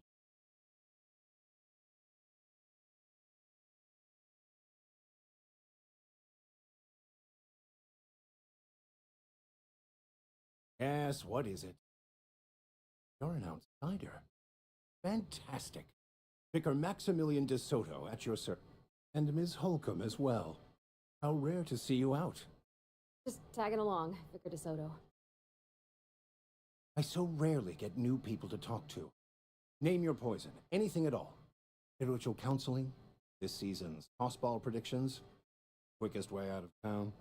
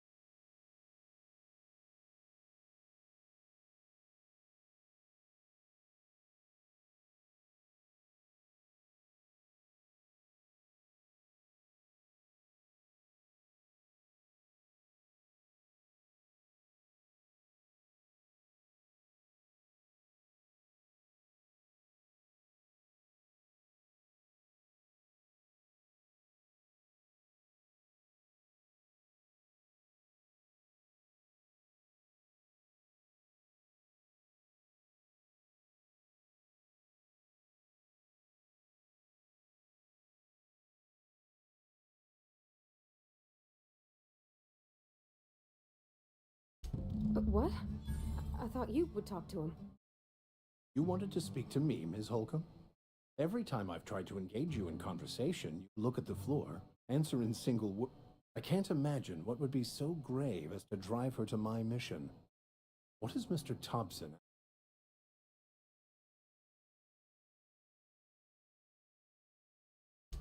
Depriving them of safety from the marauders and wildlife. I can see why that troubles you. Holcomb has a Always has.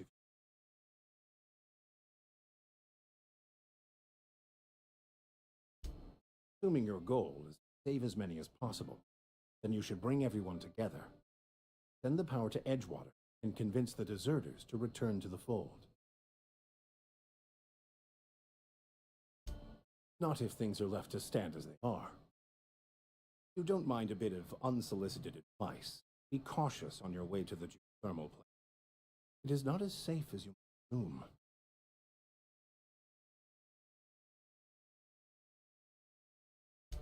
One of the reasons I transferred here was to fulfill my duty in hunting down banned heretical texts. I happen to know such a book is, as we speak, painting a collector's library in Vale. However, the collector's residence lies outside the town walls. My retrieval efforts have been thwarted by marauders who have overrun the property.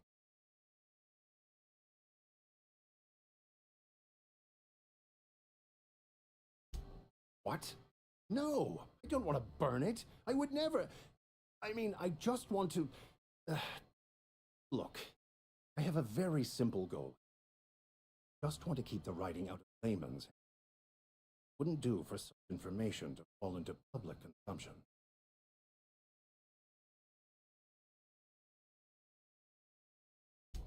On the contrary, my position means that I am one of the few legally allowed to possess such a... But do not worry. You'll be safe since you are acting on my behalf.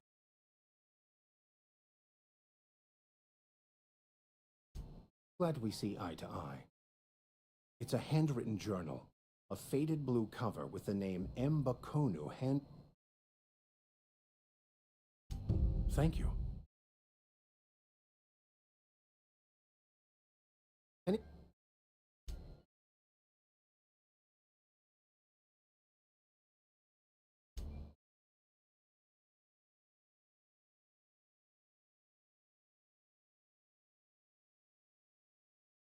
Right there.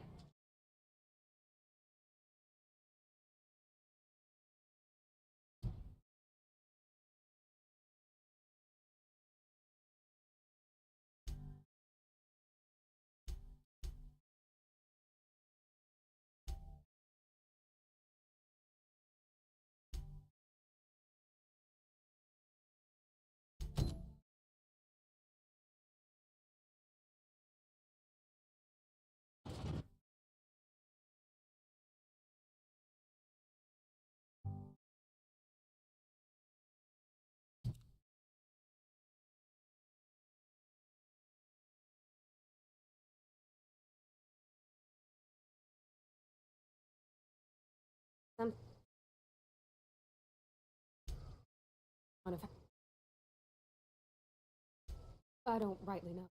He was in another division of Spacer's family. She worked in the contract said any kids she had, expected or not, belonged to her office. Time of consent. So when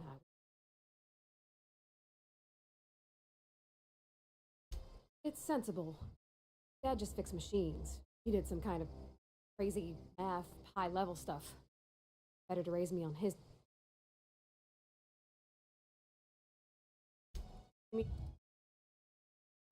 I know, but Vickers says the universe is a machine. Real machines have gunked up oil, scratches, worn bits. You can tell they've seen handling, been used by folk. Machine Vickers sees is one ain't never been run. It's not for people to live in. It's something on a museum shelf for glass.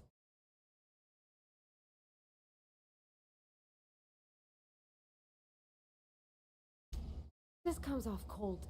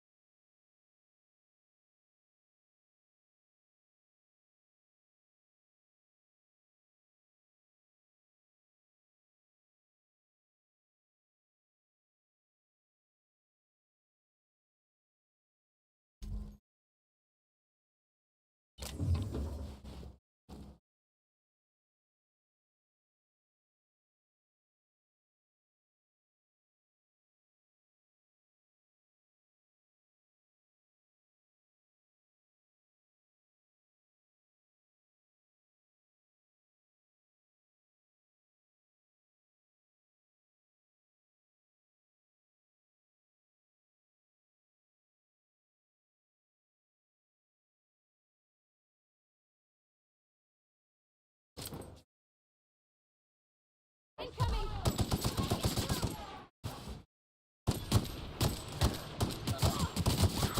Everyone all right? Where are we headed?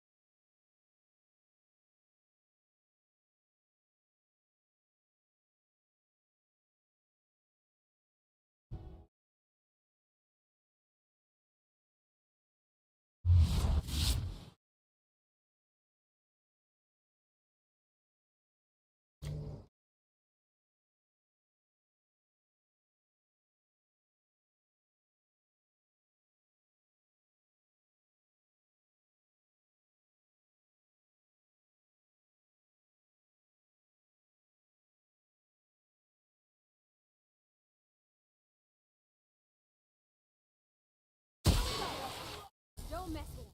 Out! Down they go! Stop!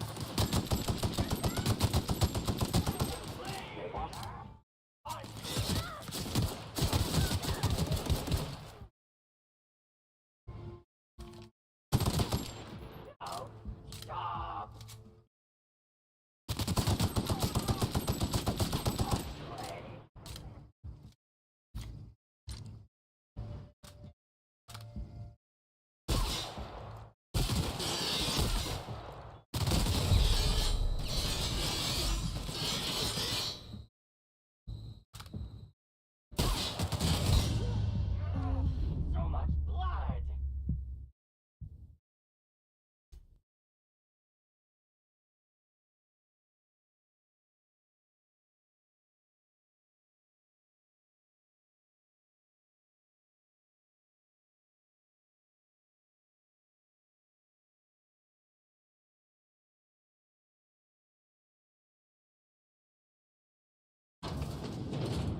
I'm not allowed.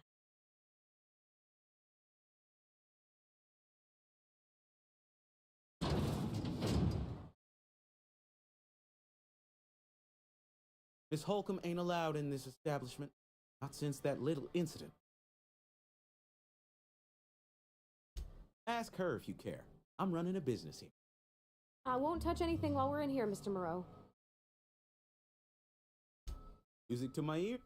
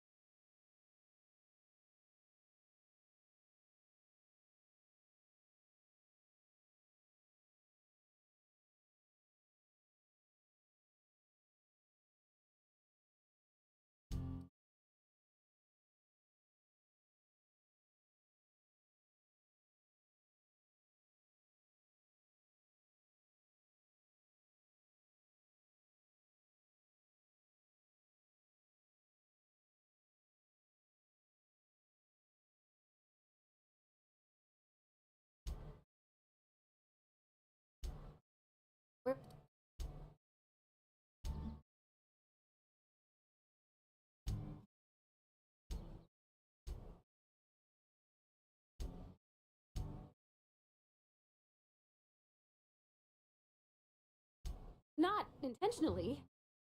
I've always been good with my hands. So, saw a lock on the machine and thought, oh, this is how they refill it. I had to know. So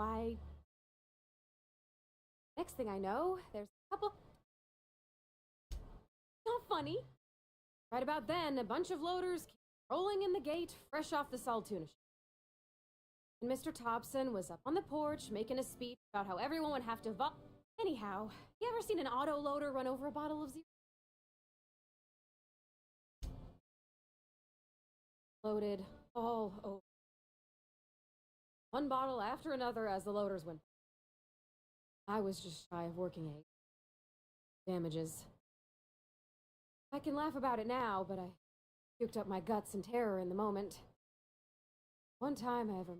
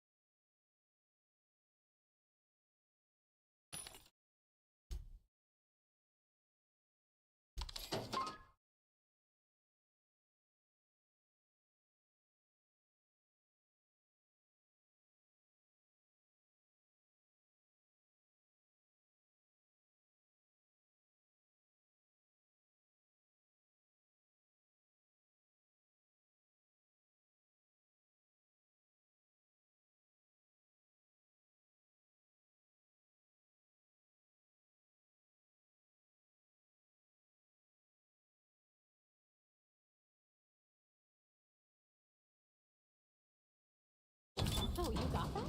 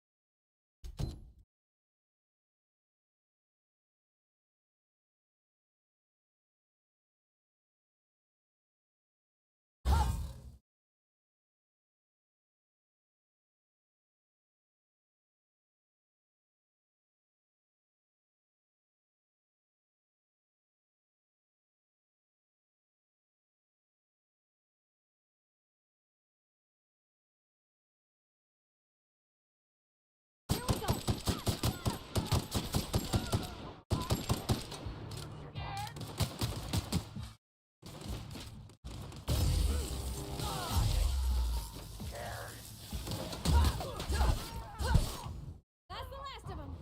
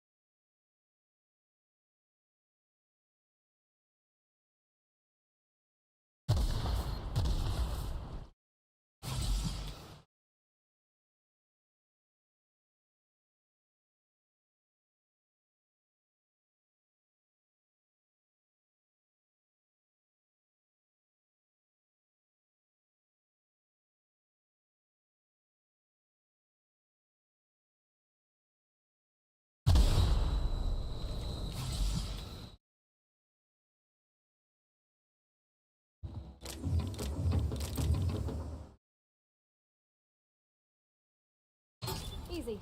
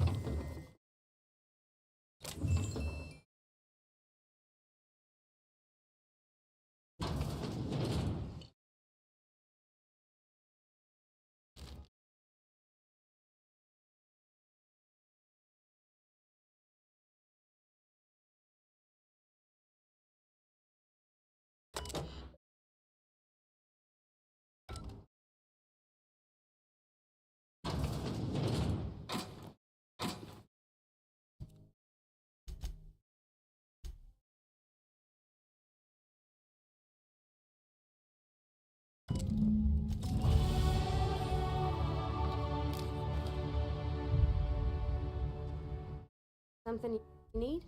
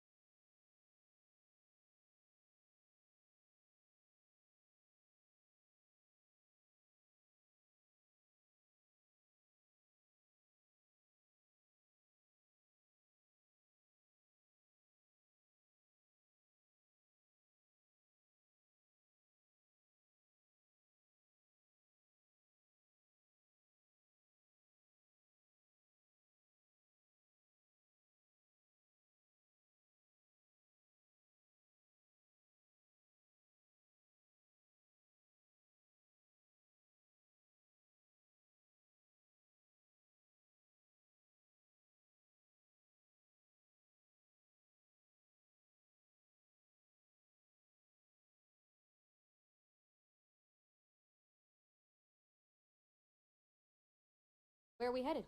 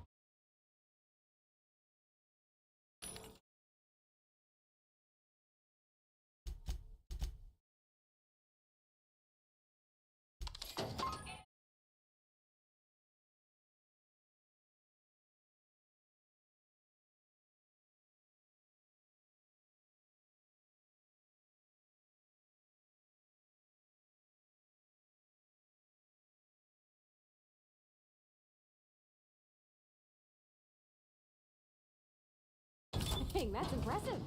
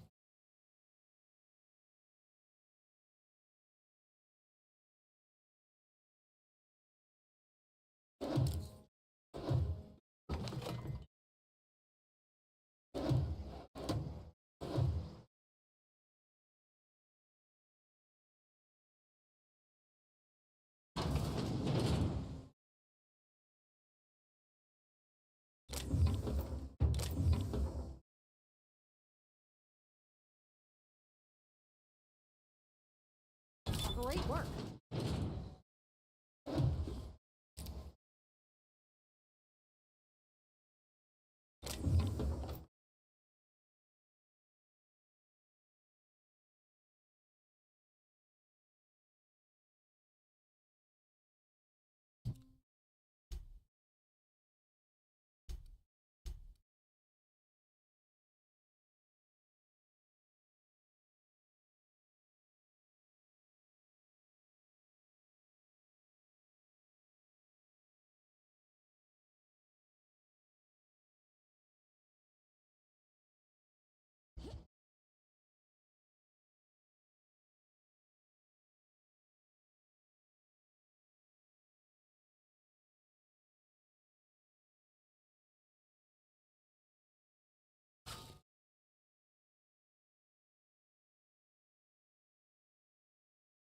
It's down. Incoming! Down they go!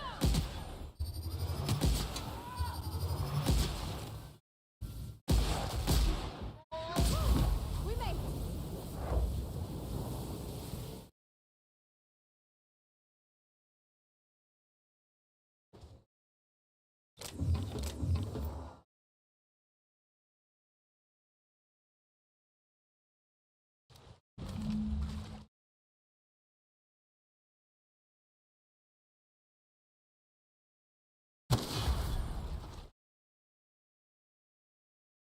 Easy.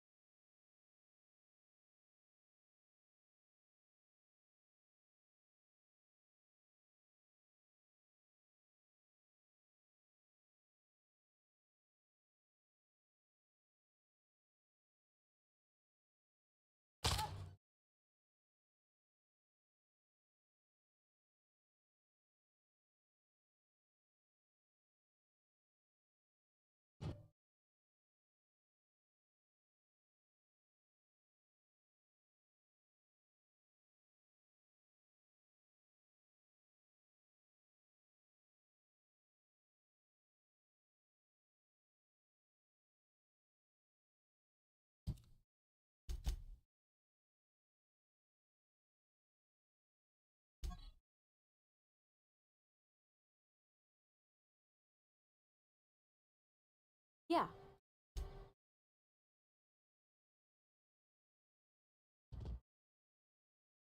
Any progress on that matter we discussed? Wonderful. This is fantastic. Well worth all the sacrifices I...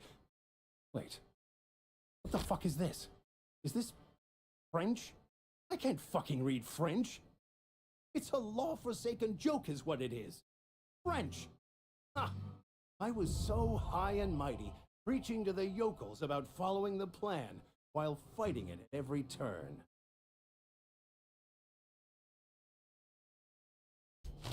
Well...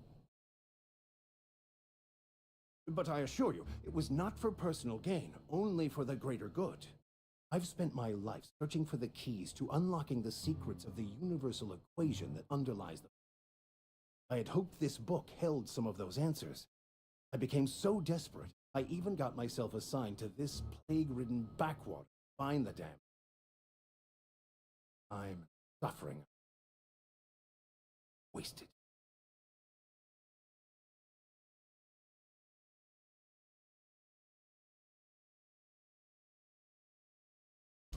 Okonu, the author, had some interesting theories about man's perception of reality that I thought could be applied to our attempts to decipher the plan.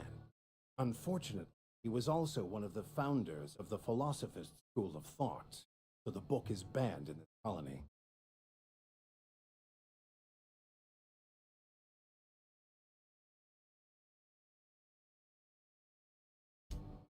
Story of my life.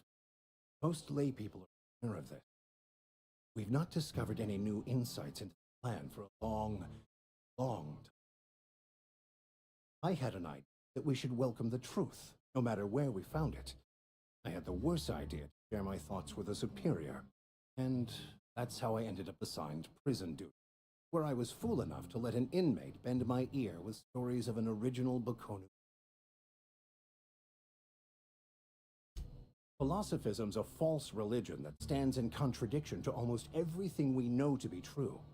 They believe all is chaos, in stark contrast, but most of the philosophist perversion of Bakonu's thoughts came more than a century after death. But that's neither here nor there. What I need... You have a ship. Perhaps I could make myself of use to your crew.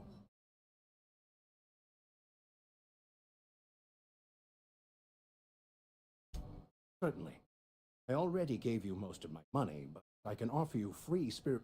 I'm pretty handy with a tossball stick. Any... Oh. Fantastic. Edgewater's gonna miss you. Folk here always had good things to say. Vicar? Thank you, Ms. I'll be glad for the change of scenery and to leave this place. We'll see you on the ship whenever you're ready to leave Emerald Vale.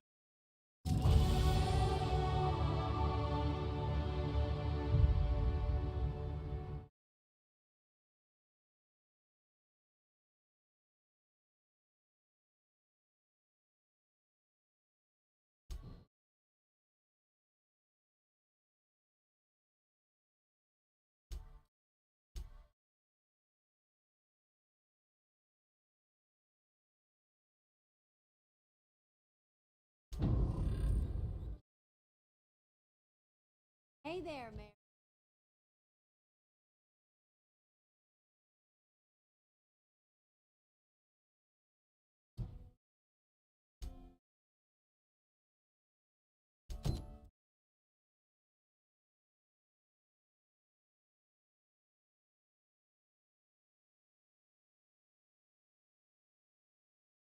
Somebody's been running around town raving about a colony ship.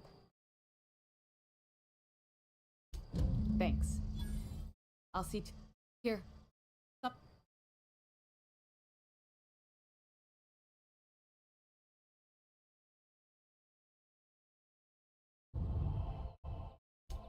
You have some cheek on you. Lucky for you, I kept a little contingency in case you tried to negotiate with me. Somebody deserving. Silas on account of...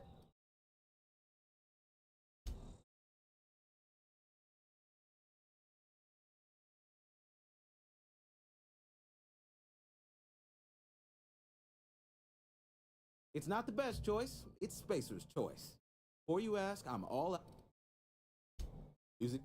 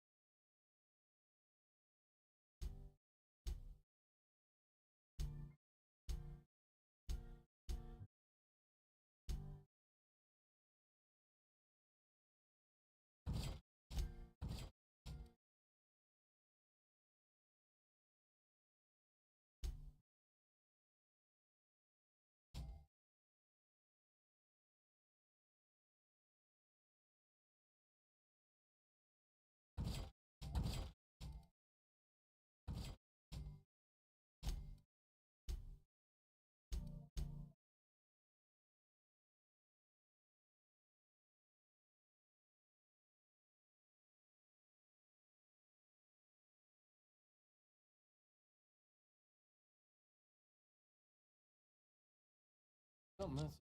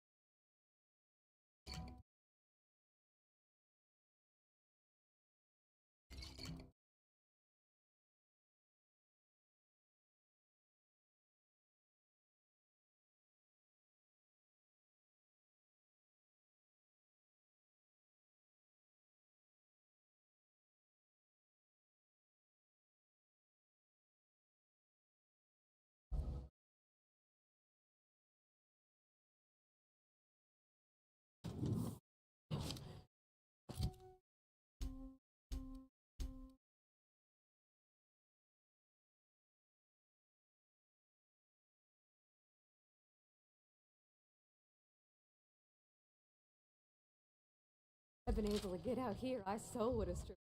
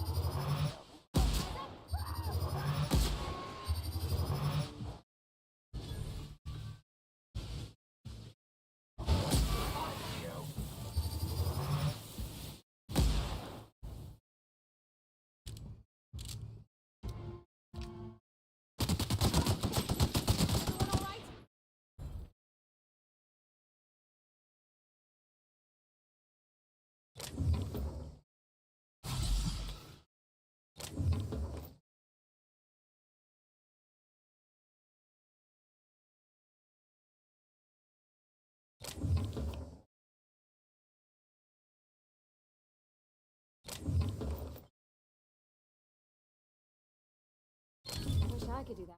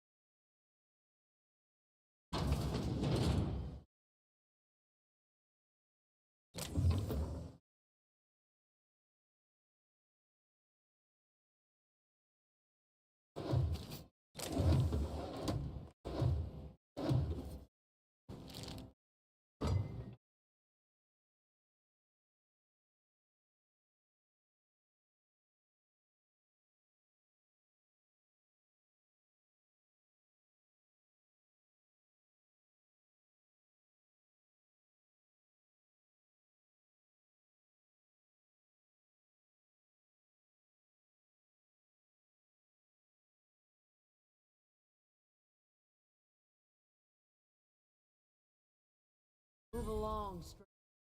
Don't want any trouble. I don't know you. Whatever you're looking for, it ain't here. Move along.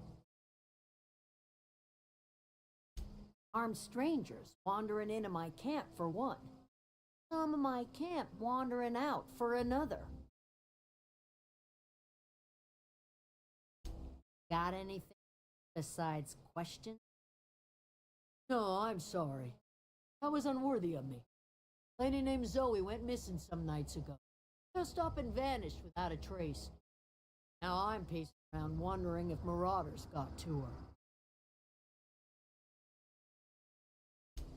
Not like Zoe to go wandering. She might be out scavenging. That ain't exactly her talent. Can't imagine where she's gone. Hell's a wide place. Could be anywhere.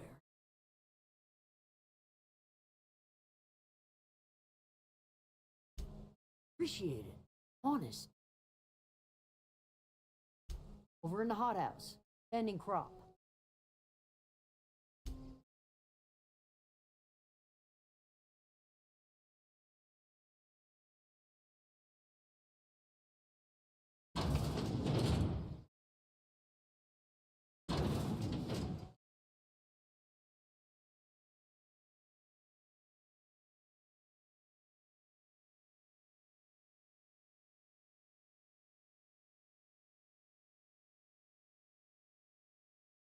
Oh. He used to follow me around before he left the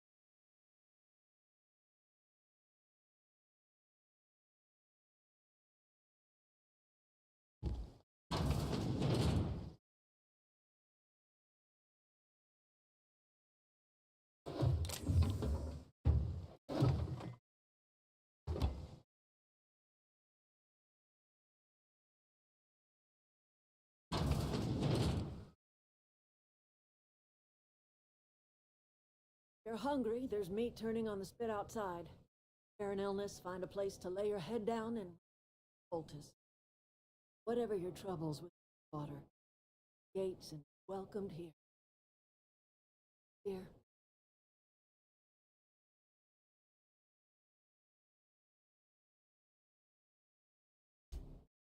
I've been called that, among other things. Grandma, a strange old lady who keeps flowers.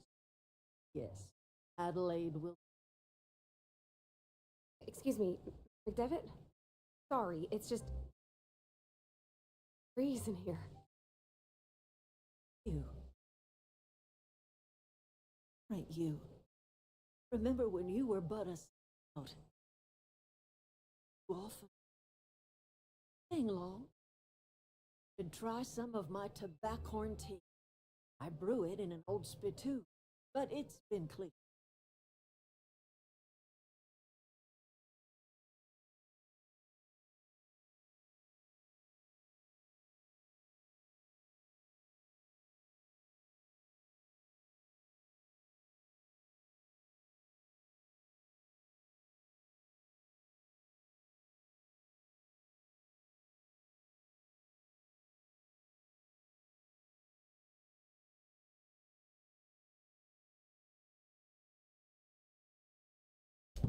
Reed Thompson, you here on behalf of the cold-eyed reptile?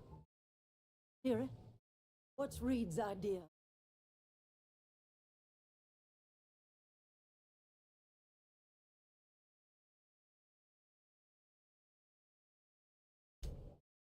Hence. Only thing Reed knows how to make it. Everything else there. That piece. I and my own are living just fine out here, but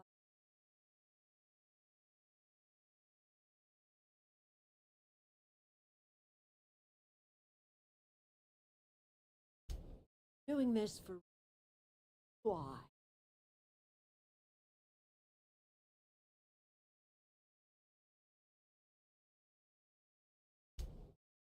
Got a regulator? You want shit? You ought to rip him out of the cannery's guts and leave us be. You're going down to the place. You should divert away from it. Toward our end of the grid. Think about it. be liberated. Lifetime. Odious. Sort of thing a hero.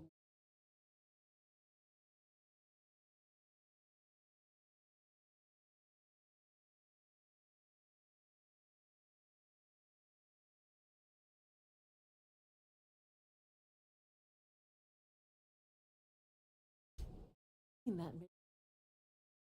lamps, hollowed out workers laboring their lives away at the living off whatever scraps spacers always throw. You know that's true, don't you, Miss Holcomb? Your father died of overwork. Heart came. He was tired all the time, sure, but he was old, ma'am. He raised me all by his lonesome. Did to this. Lost her family to the company, and still she defends them.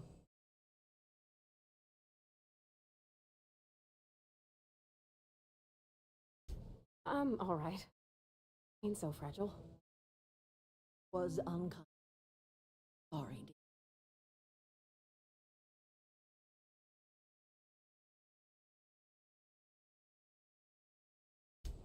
Not much of a... Every single person in that town has sold themselves to Spacer's Choice. The company owns them. Body, blood. You've been there. You've seen it. All anyone ever does is toil over it. They give their lives for some heartless corporation, and then they're tossed into a Spacer's Choice brand cemetery.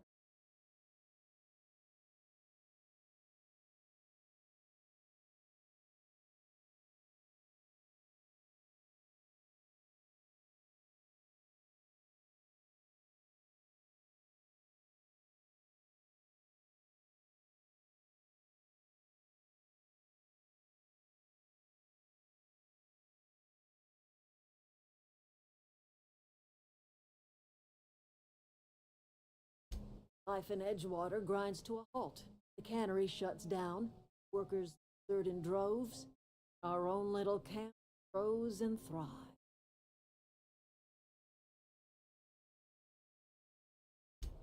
You bring power to Reed's town and you'll be killing us. Reed knows it. Counting on it. We'll listen to your conscience.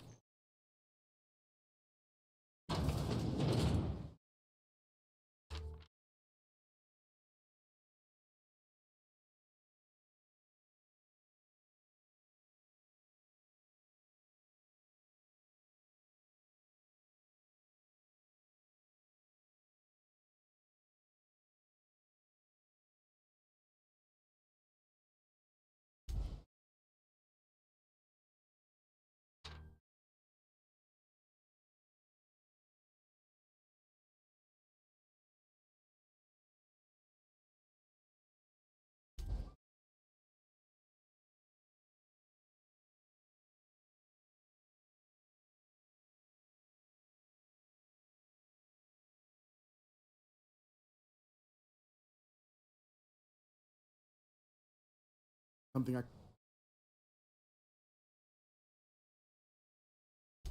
Fresh.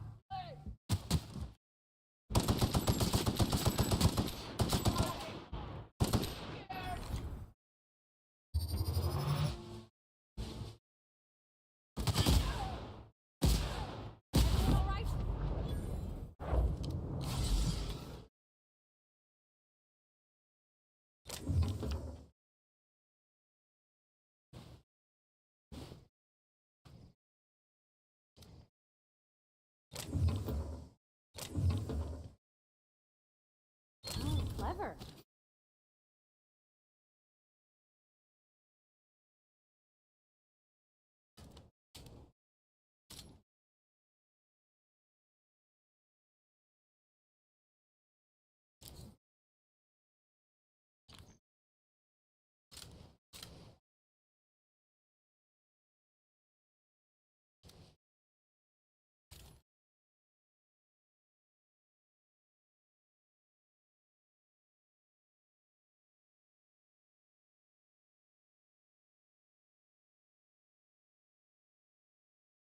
Know anybody?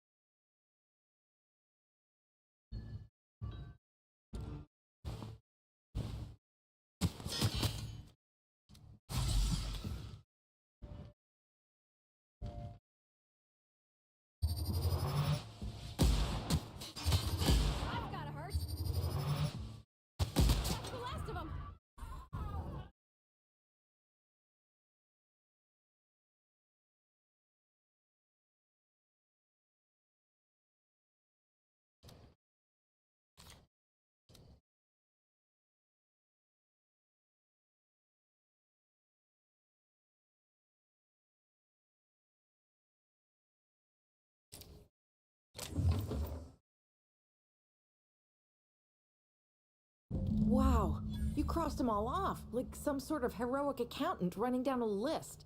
Teach me your ways. What? You mean Adelaide's little congregation of nature-loving nobodies? I could not possibly be less interested in them. You, on the other hand, you were a sight to behold. If I had half your skills, I'd be the great...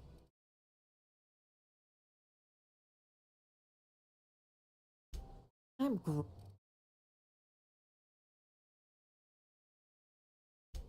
don't know.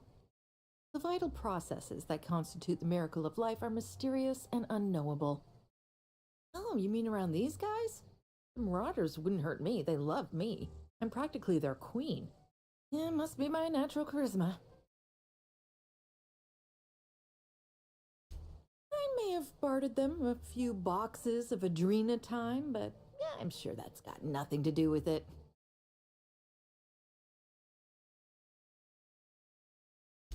I've got... Why? Adelaide wants me back on Garden?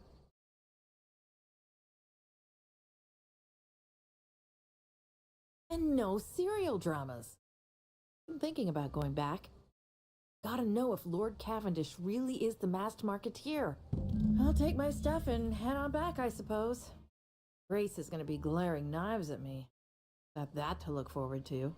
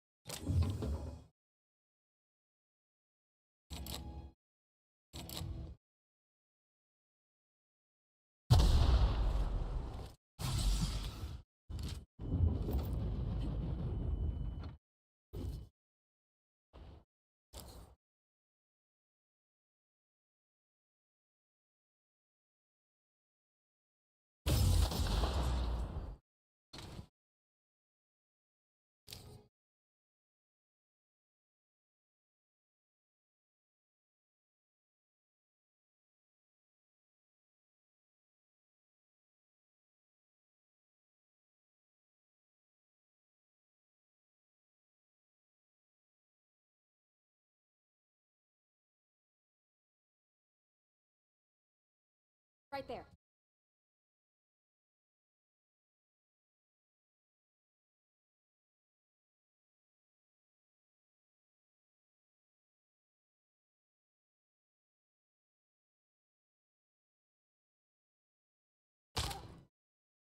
Got it. On my way.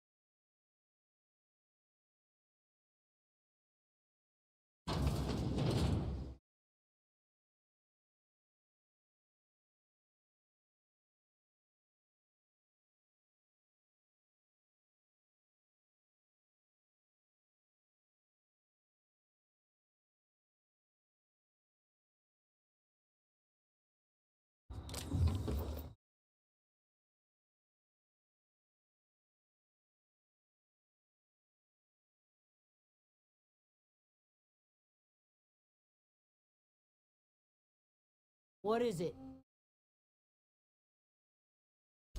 We didn't always get along, but I'm glad to know she's safe.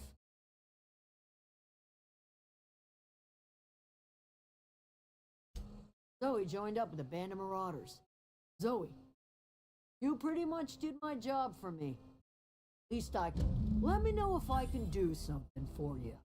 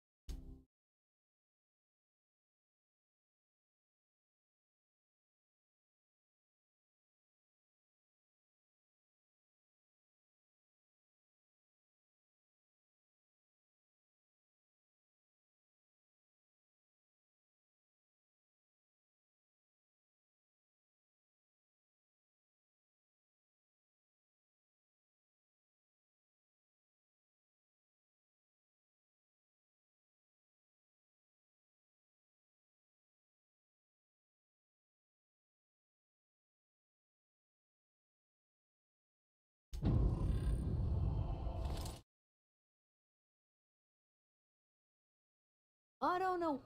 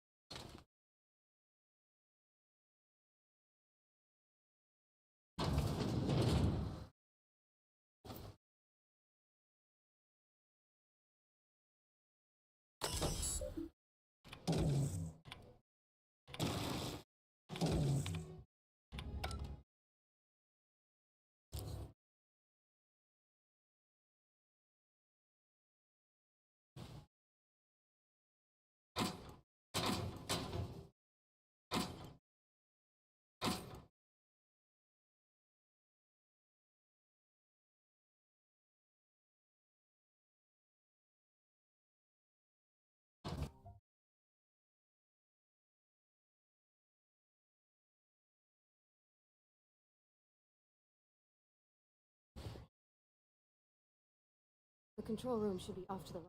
I hope.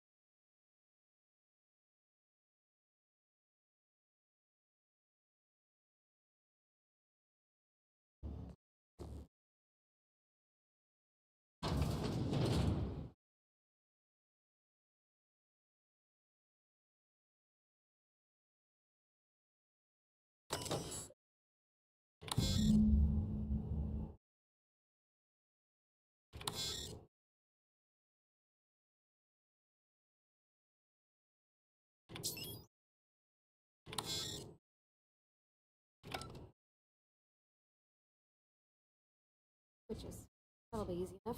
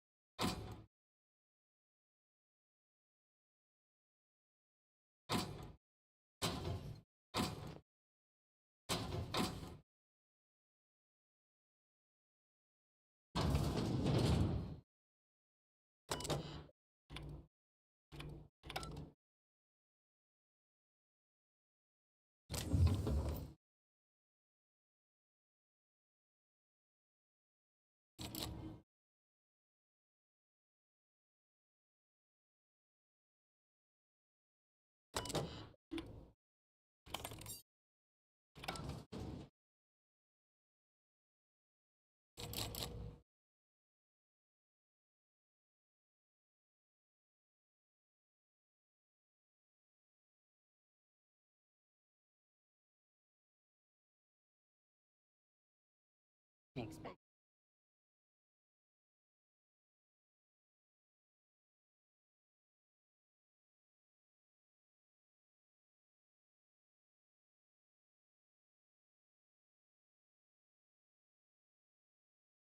search failed. Suspicious data. Here we go!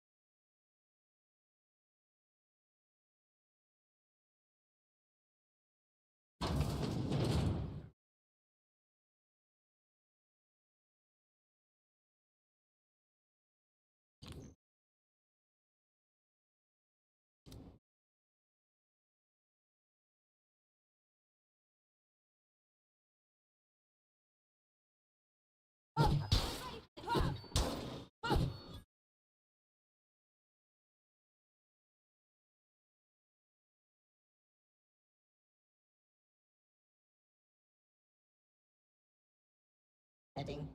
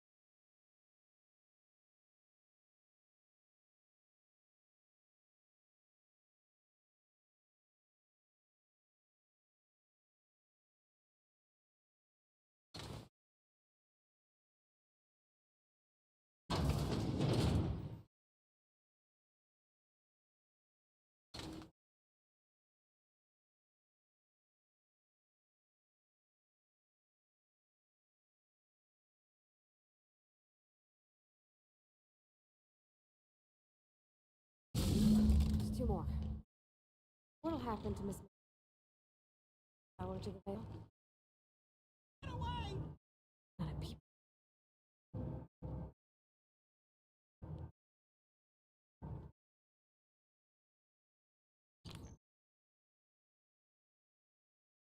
Not real. Not real. Not real.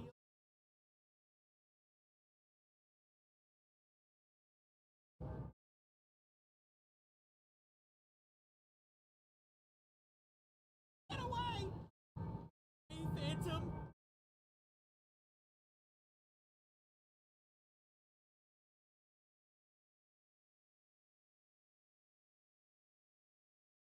You're not real. You're not real. Get away from me, Phantom. Shoot! Scram!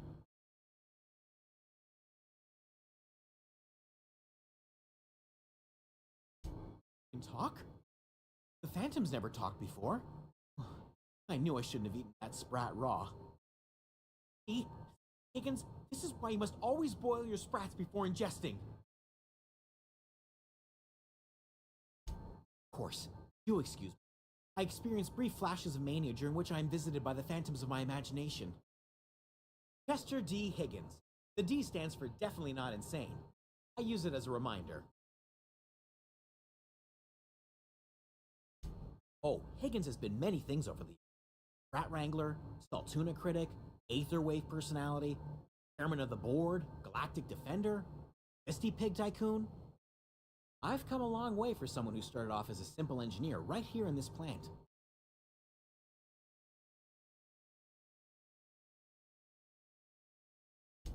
Jimmy'd opened the vending machine. That lasted a good few months.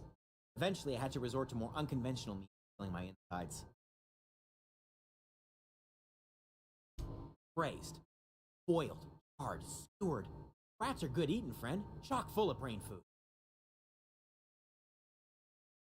I specialized in automechanicals, bones, entries, repaired them, maintained, upgraded, did it all from my old workroom just over in the next section.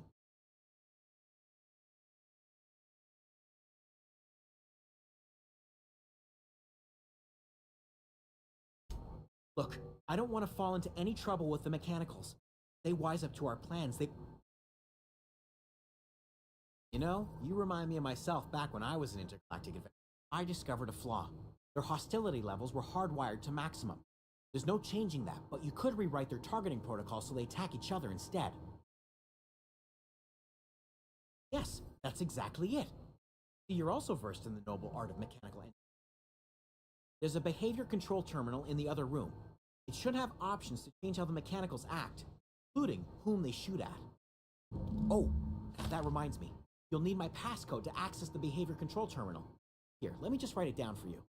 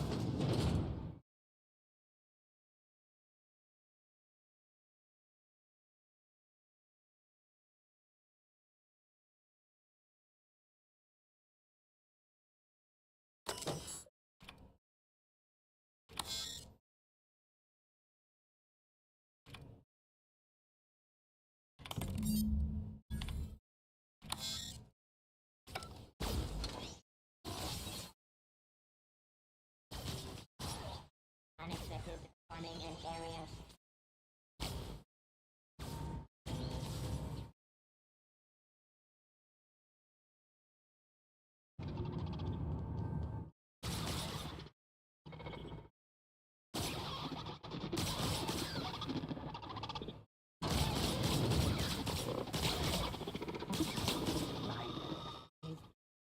Mine's Dean.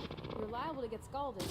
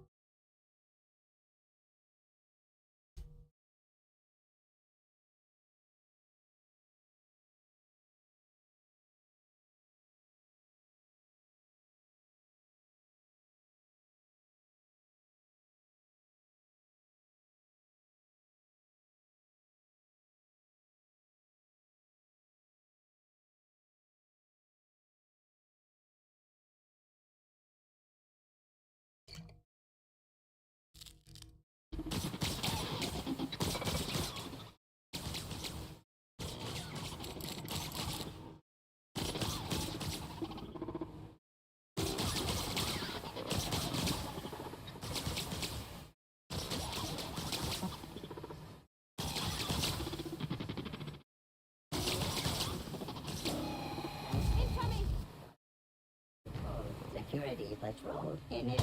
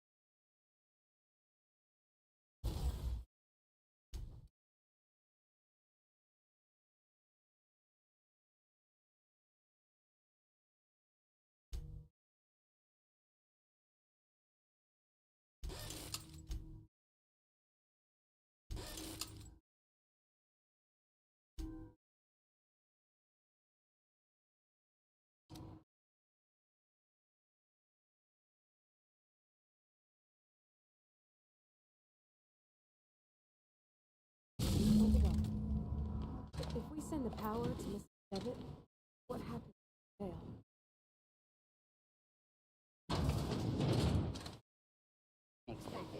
Here they come!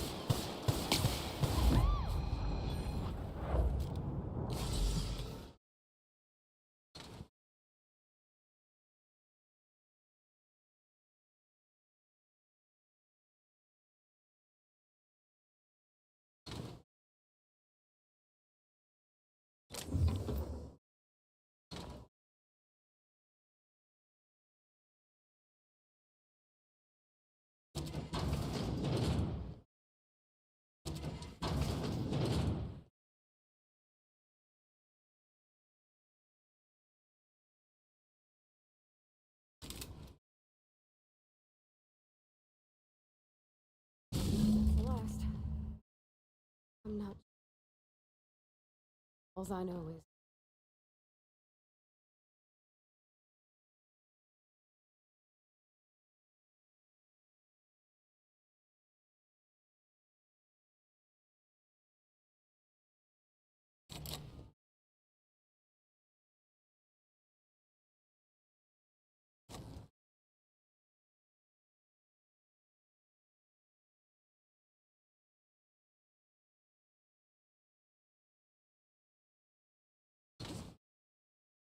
Once we do this, there's... Excuse me, ma'am. Look, I know you want your power regulator. You understand. I don't think you should cut off Edgewater's power. I think it would be cruel. I'm sorry. Edgewater's hurting. We've been...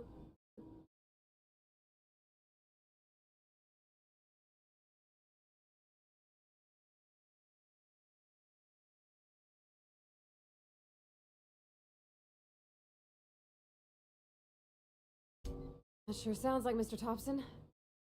He was in Mr. Thompson's eyes. Those just hate to say it, but I think Mr. Sorry, I...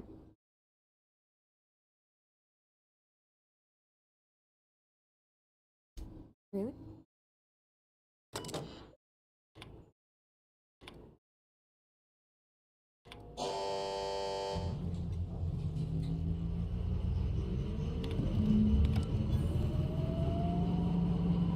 I think you did the rightest thing you could setting the power back to Edgewater.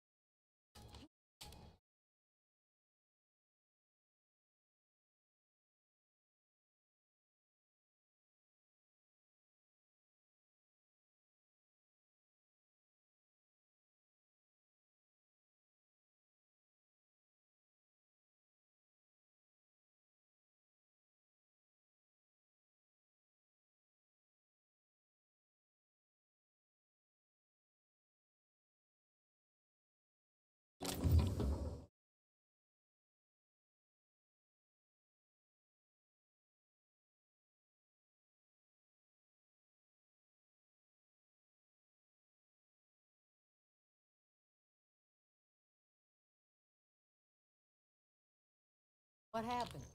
Rat fell into it.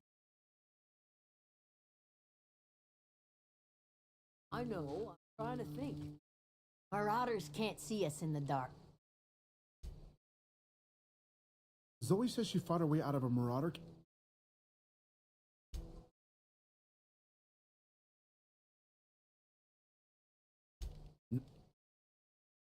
Nothing.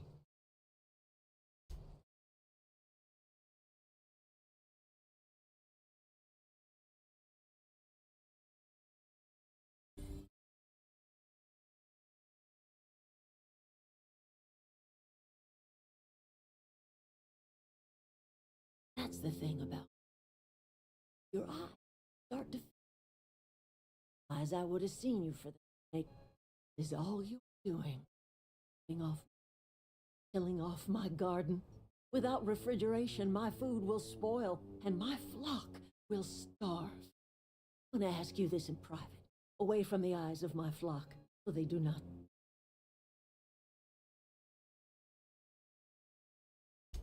You killed my garden, destroyed my... Go talk to Grace and Thomas. Look them in the eye and tell them their life here is over, and the only... Tell Reed Thompson that I will never return to...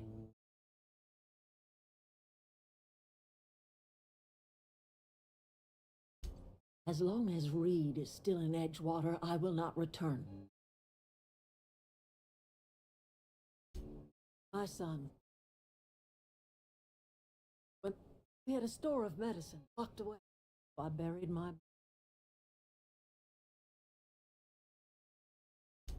You offering to cross Reed off, huh? This some sort of twisted reparation? Kill Reed if you must. Talk him into leaving if you can. Ian... Tell Reed that I can make his people healthy again.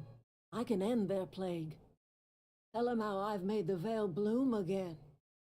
The soil has its secrets to me, and the secret is human corpses. I've been grinding them up in my fertilizer for years. Marauder, worker, don't matter. I have got a means to cure the plague. I will not share that cure in...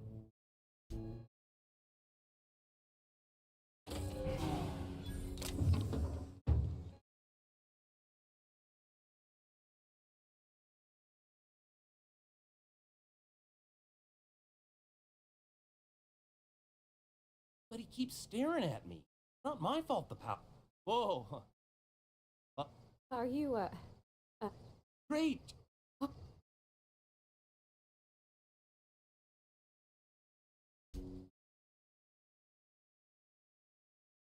You ever heard of the Youngs? Those are good. I know the old... No kidding!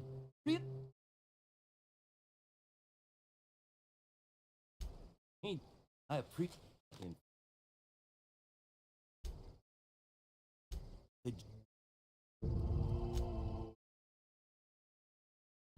I've been thinking about going back. Fixing. You know something? I think you're right. The town could use another engineer. I could do a lot of good in Edgewater. Maybe even keep a garage of my own with a little workbench and... like, it's just... Elaine's... You know where to...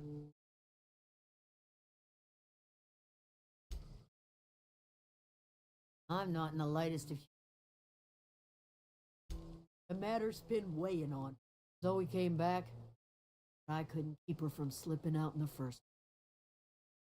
I don't see us lasting more than a couple of weeks out here. Loathed. Listen.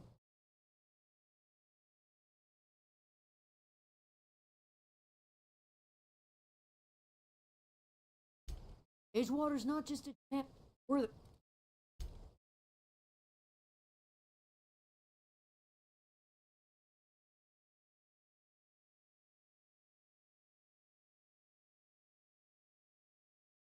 Look at that.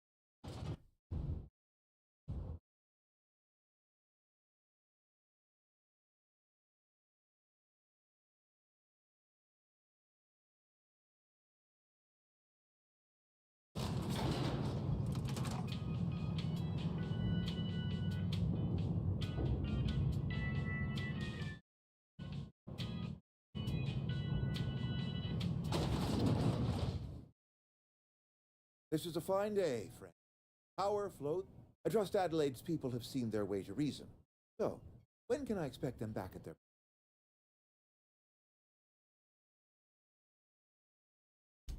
Then we are at an end. Stewardship over this town has been entrusted to me. Spacer's... I am not... I have made my share of mistakes.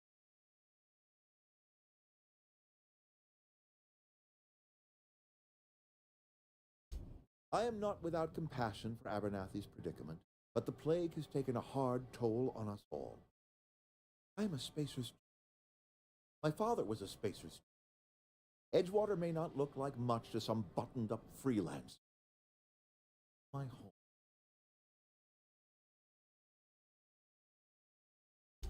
I don't believe.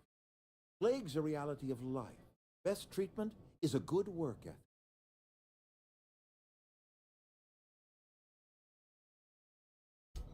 You are disparaging our parent company, and it is not appreciated. We are a Spacer's Choice Saltuna camp. We eat Saltuna here, and only Saltuna. I don't understand. Say Adelaide's growing her own food. But that should not be possible. The soil's gone sour. Company said as much. Our own botanist couldn't grow decent crops for us. So the company got rid of them and shut down the green. You'll excuse me for being skeptical. How exactly is Adelaide growing crops in barren soil?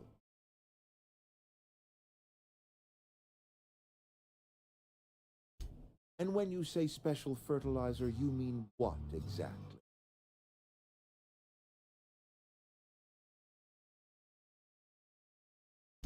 What a remarkably efficient solution. Recycling Spacer's Choice property long after the date of expiration. I was wondering about the missing bodies in Silas's cemetery.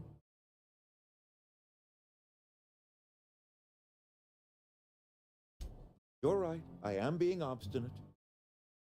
The best thing I can do for this town is to stand down. Stand down I shall. If Adelaide's found a way to feed her people and cure the plague, then she deserves this office more. My life here is ended. Give me a little time to settle my affairs. I have always tried to do right by myself. It has never been. A couple months ago, I might have put in for a transfer. It's a big colony. Spacer's Choice has other towns. No, couldn't show my face in any of them. No such thing as an honorable resignation. Suppose I could find a place outside the walls, or put in for early retirement. I don't know. I could see myself lasting.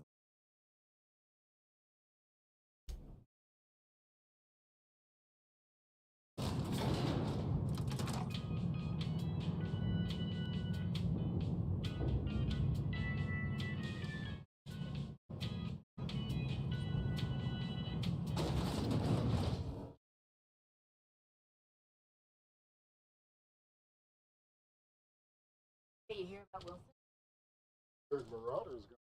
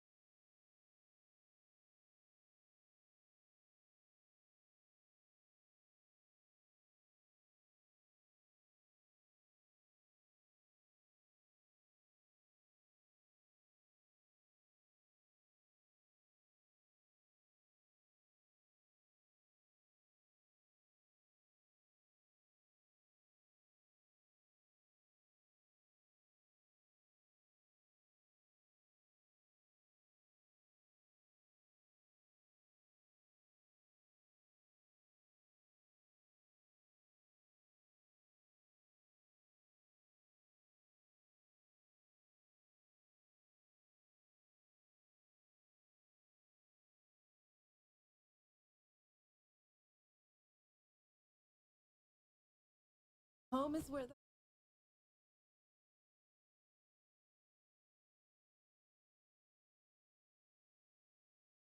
Look at that. The snakes come back.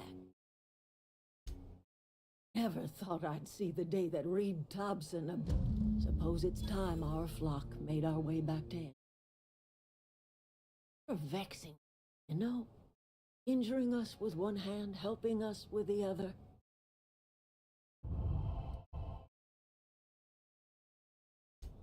Telling me you did all this just to put me in charge of Edgewater. Might turn that old cannery into a garden. Got ourselves a whole cemetery bursting with bodies. I need some time to gather my personals. Long walk back to Edgewater. Terrible burden to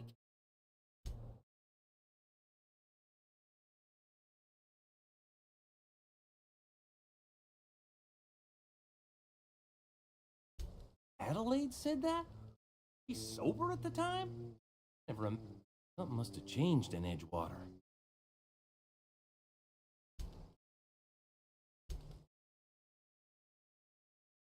Never liked.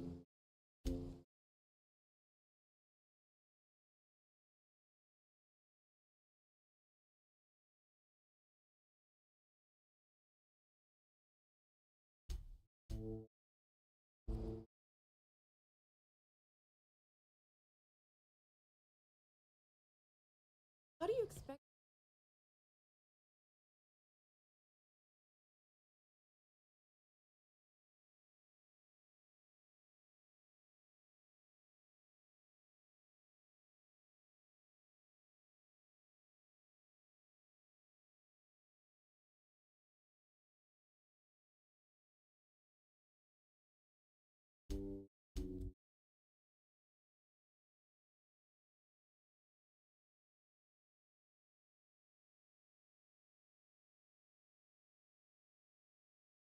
This your ship?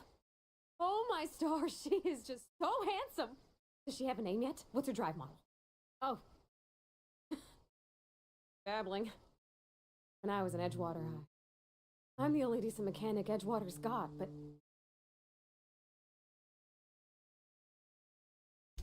I've worked on the occasional supply coach in need of repairs. Once I built a little model craft out of spare parts, but Mr. Thompson found. I want to ask you something. You can say no, but I'm with you. And if you have... Yeah, I've been thinking about that. Edgewater was on the verge of collapse before you showed up. Sent them power, and now the town might see another season. And you talked Miss McDevitt into coming back to town. Maybe one day, Edgewater will have a garden where you ain't exactly a stranger anymore. You've done some kindness here. I wouldn't mind following.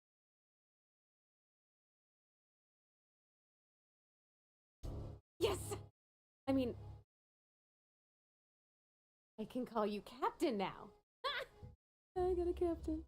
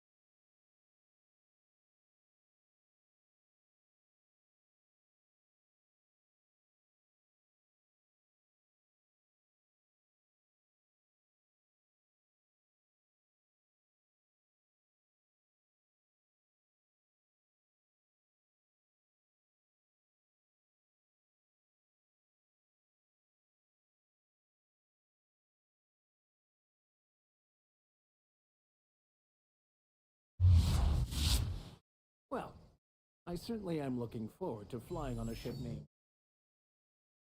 I'll just head upstairs.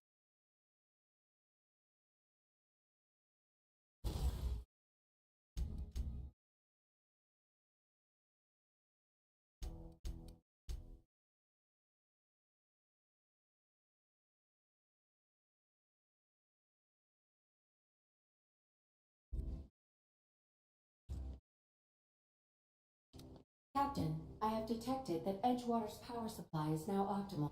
What can I do for you? Do you know how to install a power regulator? Outstanding, Captain. Your aptitude for engineering will prove invaluable in the event of another catastrophic. Our engine room is located behind you, across the cargo bay, up the left.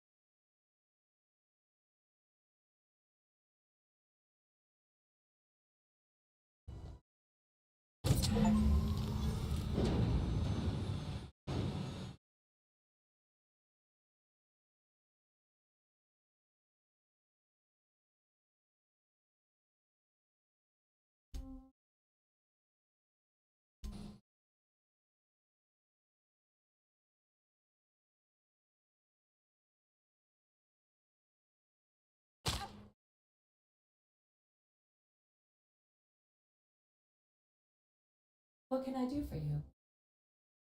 All systems are operating within acceptable parameters. I am prepared to bring the unreliable into low-altitude orbit. This should prove an adequate test of our flight capabilities.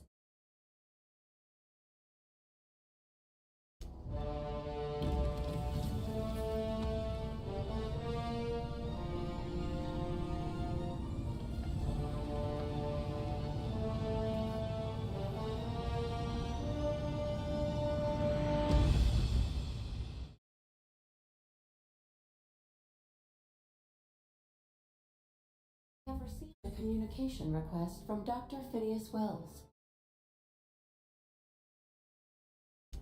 Based on my initial calculations of Dr. Wells's personality, that seems highly unlikely.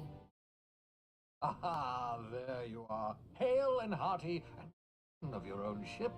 I see you're putting the unreliable to good use. Came about her former captain, horrible. How are you feeling, by the way? I lost track of you in that cave back there. Experiencing any, unnatural drippage? Perfectly normal side effect of thawing, I assure.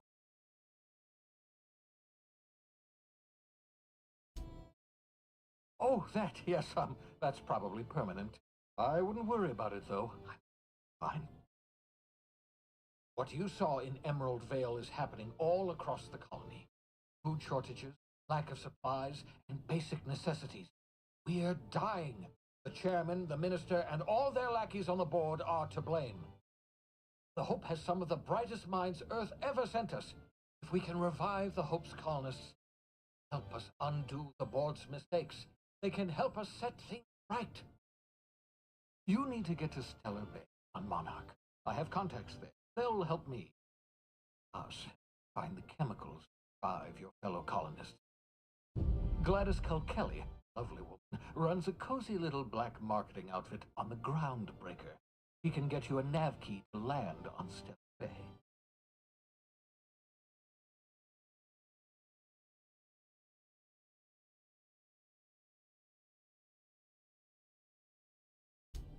Strictly speaking, Monarch is terraformed badly and almost completely lawless. Captains don't fly their own ships, you see.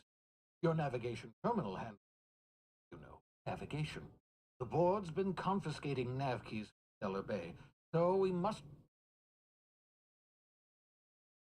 Excellent. I'll send her a wireless. By the way, I gave Captain Hawthorne a disguise apparatus of my own design, cutting technology.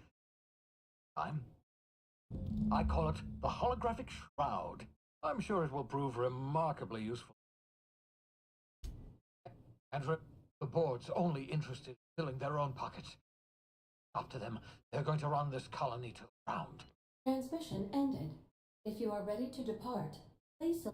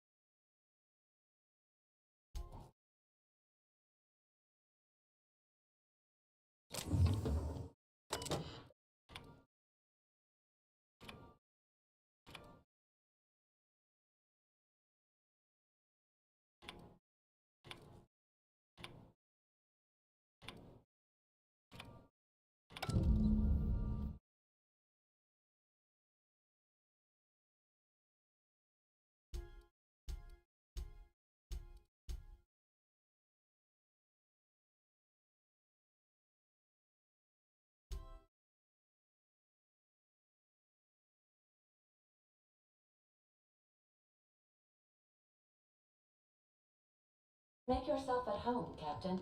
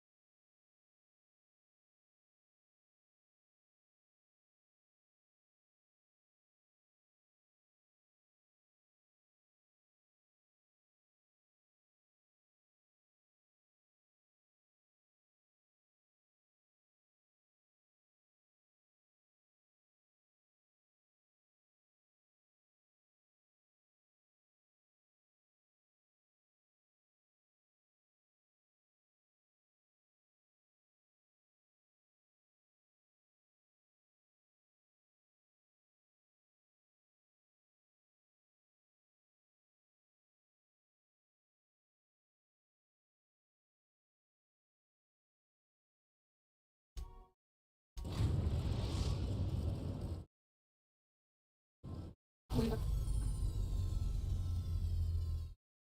arrived at the groundbreaker. Talk? Hey, Captain. I heard that Groundbreaker's got a real good engineer. A lady named Junlei Tennyson. I was thinking that maybe I ought to meet her. I don't got much experience fixing actual spaceships. Bet you a can of Borston beans.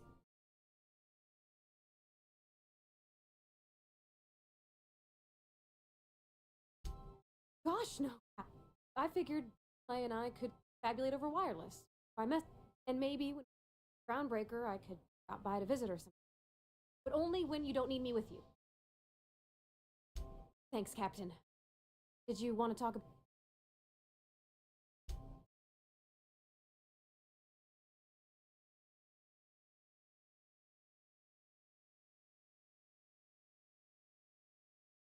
By Verity, by... What?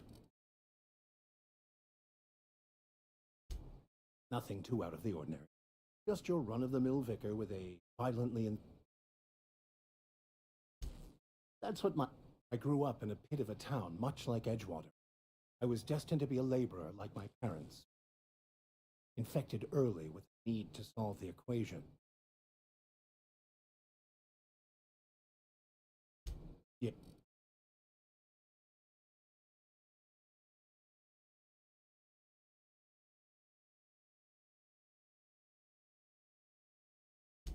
I've been thinking on that. There's a former associate... infamous philosopher-scholar who fled Terra 2 some years ago. He's an expert for Konu. He's also who told me of the journal's presence in Emerald Vale. If anyone in this colony could translate that book, be him. That's a good question. We should start on the Groundbreaker. It's where I'd go if I wanted to get off Terra 2. Great place to pick up a ride to Hephaestus, Scylla, even Monarch. All I need is access to a data cartridge from the security terminal. Their easily hackable system keeps a registry of all crew manifests for both arrivals and departures.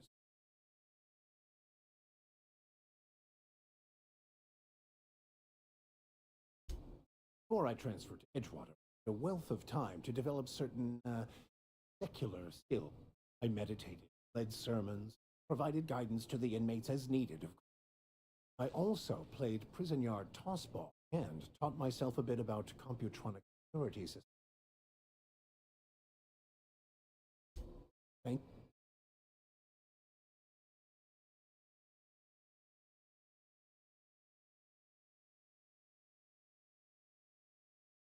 Remember that you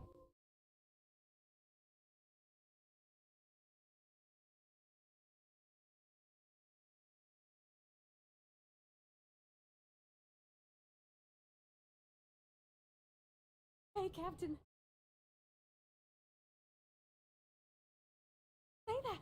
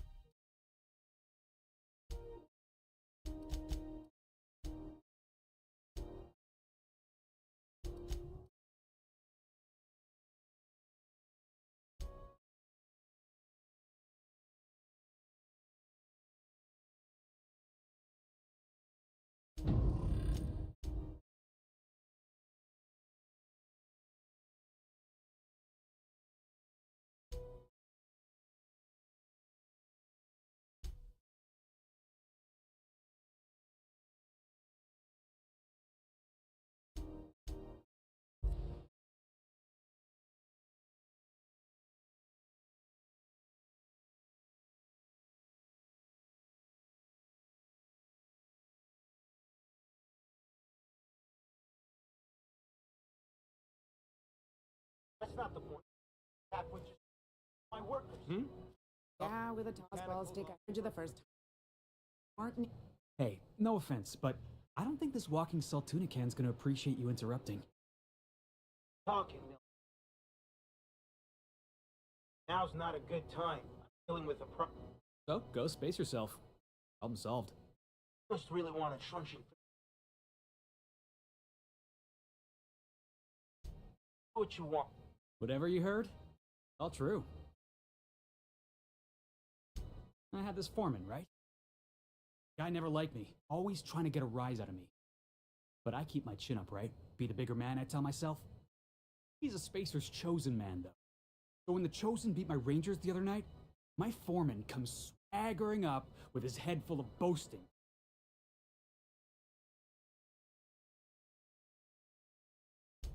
That's when I broadsided him with a tossball stick. Yeah. Look, this was a long time coming. Guy thinks he can push me around because he's some sky-high foreman, and I'm just a back bay's dock worker. Well, former dock. Guess I just tendered my resignation.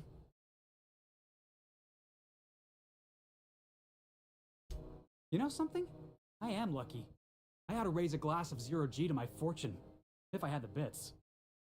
Hey, not for nothing. But I saw you wander out of that ship over there by the dock. Wouldn't happen to be yours, would it? Captain of the Unreliable. You're like something out of a serial drama. Hey, I don't want to talk your ears off, guessing you got places to be. I appreciate your time. Felix Millstone. Pleased to make your acquaintance. Here.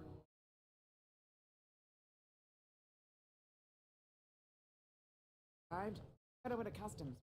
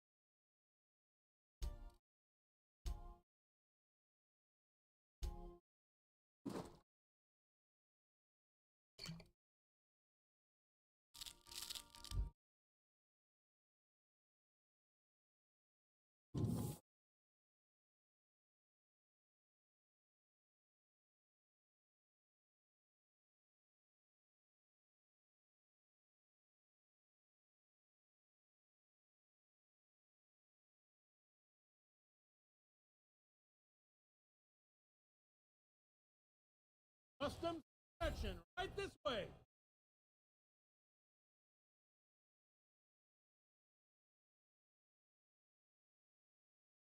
Identification, please.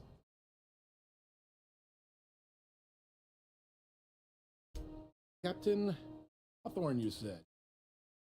According to your ship's record, you've been flagged by the board. Your ship will be... We've hardly been out of Edgewater long enough to get in trouble. Well, isn't this wonderful? Now, hold on. This isn't the end of the...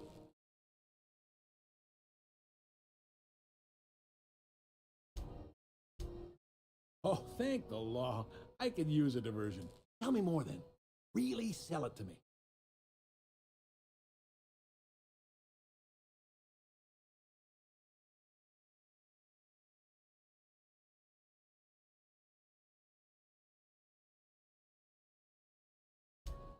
Not fond of that story. It lacks dazzle. What else have you got? Please. You can do better than that. The drama. I like where this is headed. What happened to this vile kidnapper?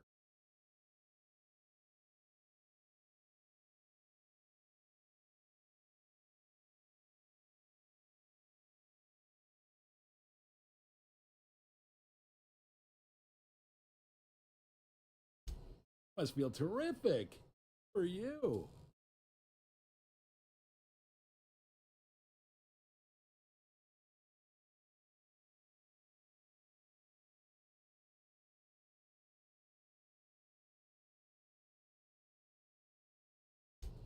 Not in the least. Good story, though.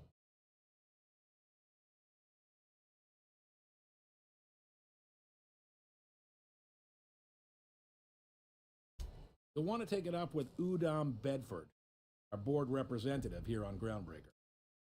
His office is located along the starboard wall of the promenade. Shines like a Byzantium commode. Can't miss it. Access to that information is above my pay grade, and I've turned down 3 promotions, so it stays that way. I shouldn't be mentioning it. Oh, what the hell? This here, impounding your ship, doesn't happen much. The board knows we don't take kindly to their interfering in our operations. If I had to take a guess as to why, must have riled up someone important. You take the starch out of them, well, you won't hear any complaints from me. Oh, and if you're headed that way, would you mind doing me a favor? Wanda Dorset over in sickbay, tell her the shipment's not in yet. Not coming in anytime soon, and if she'd be so obliged to get off my ass about it. Much appreciated. For anything... Vance, you'll find her in the rest and go, on your left when you enter the promenade. Make sure you bring an empty belly.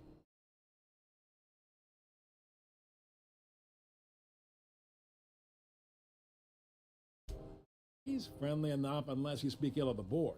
Get the sense he doesn't care for Groundbreaker much. Not that he would, being a board man and all. He's our liaison.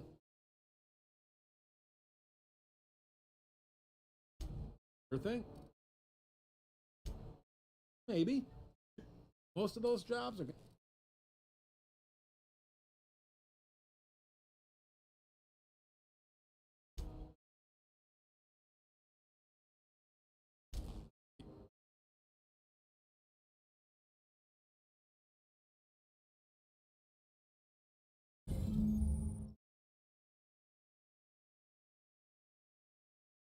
This is it.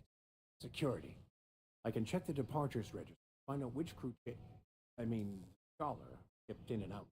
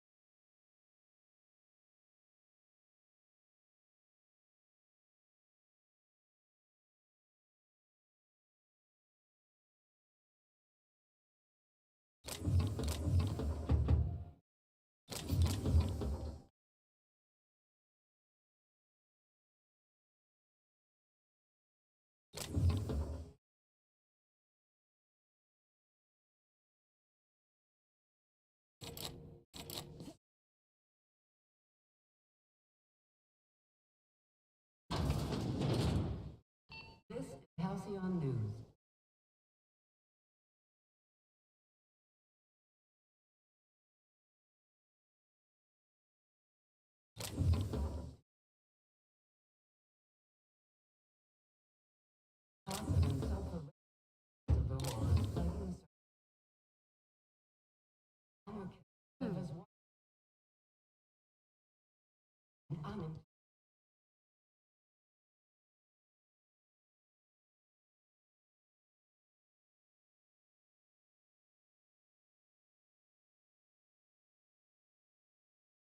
What? That? Better take a look.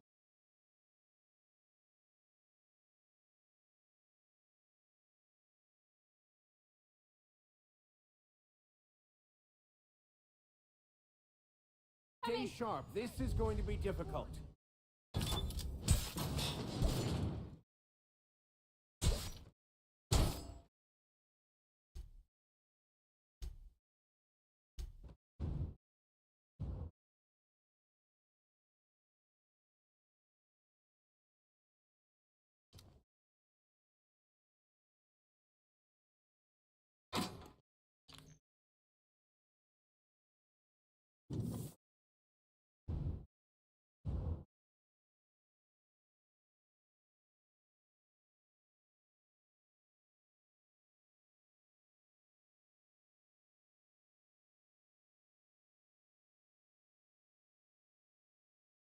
Custom protection. You've got a ship, but you've never visited Groundbreaker. Or did? Well, welcome to Ground. According to your ship. Well, isn't... Now... In...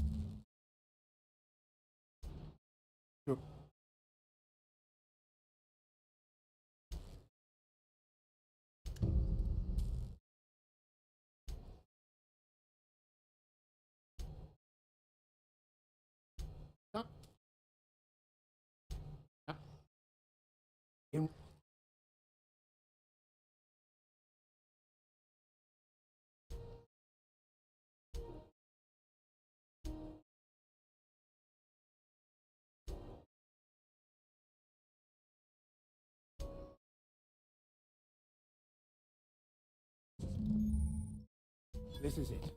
Security. I can check the departures register, find out which crew scholar shipped in and out.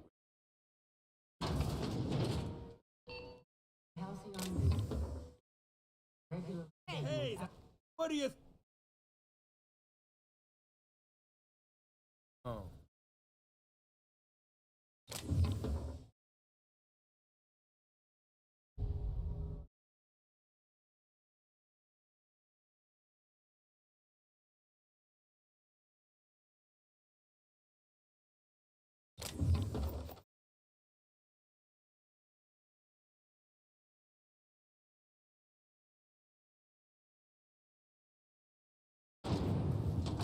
Try not to be distracted by the glare of the advert.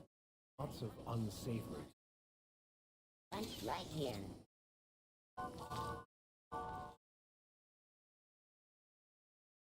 Those Purpleberry Crunch.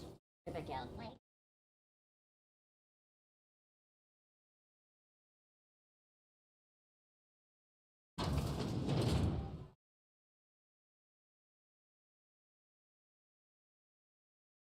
Seeking relief from the heat?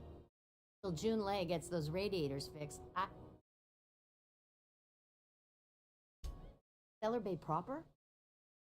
Hey, the board recalled all the nav keys about 10 years back when the corps pulled back to Terra 2.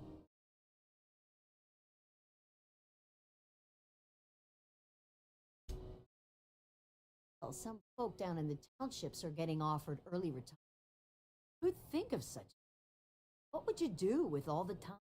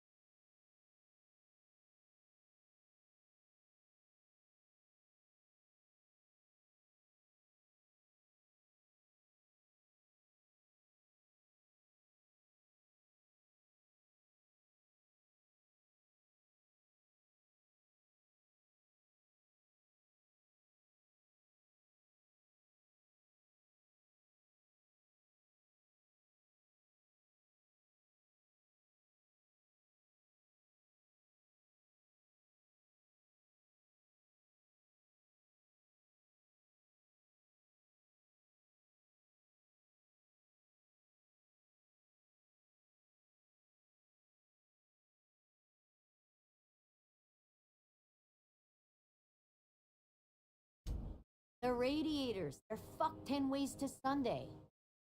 And we're all sweating buckets wondering when the powers that be are gonna get around to fixing it.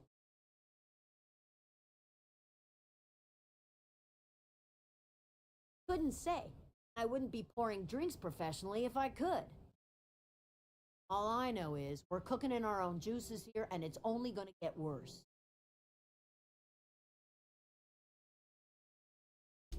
That's not for me to say. Feeling the urge toward helpfulness? Find chief play in engineering.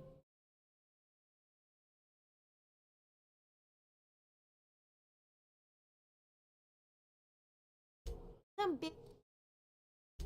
Nothing...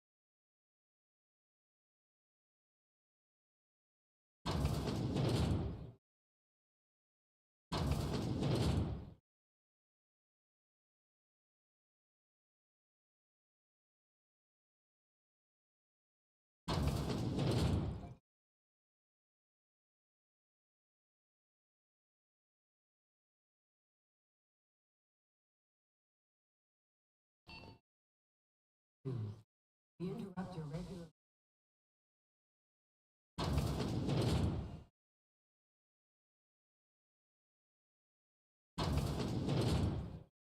Ooh, rent an upstairs room? How do you do? And, well, sorry. Business is slow. Anything to occupy the time.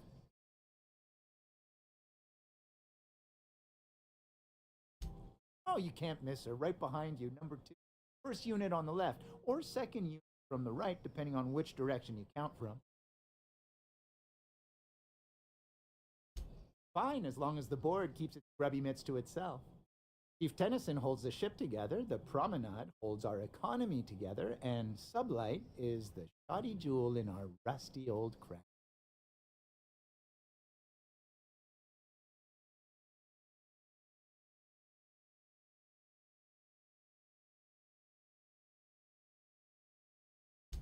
Our local garbage collectors. That Lilia Hagen never met a debris field she didn't like. She freely admits she planted her roots in Groundbreaker to escape board oversight. But I think do it. She's unusual in the head that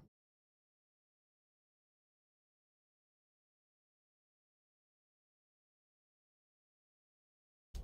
Our Chief Tennyson has an independent streak, same as her mother and grandmother who rode this ship on the crossing. There's a reason the board's embassy is a glorified shoebox. While Junlei Tennyson lives and breathes, Groundbreaker remains free.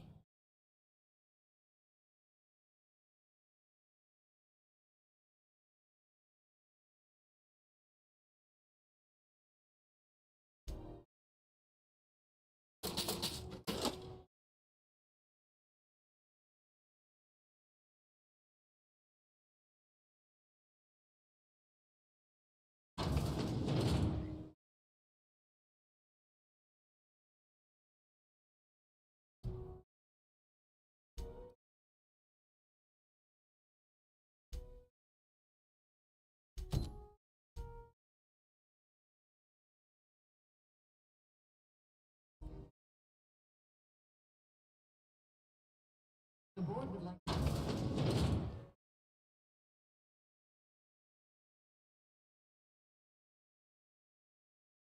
Bless my heart. A stranger come knocking on a door. You here for a particular reason? The neighbors tell you how good my sugar cookies are. Made without a single natural ingredient or an oven. Just like store-bought.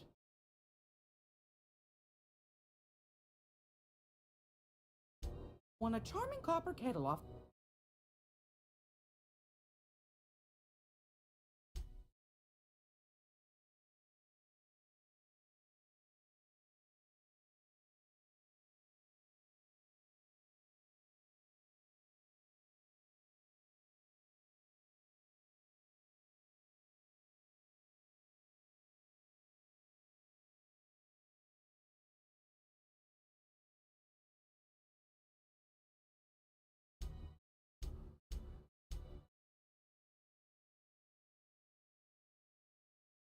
Those have been the height of illegality since Stellar Bay turned their noses up at the board. Could be thrown to the void just for discussing such a transaction. Lucky for us, Groundbreaker's a free port. We're outside of the board's control. For the time being, at least. Now, I only have the one nav key, and they're hard to come by these days. It won't...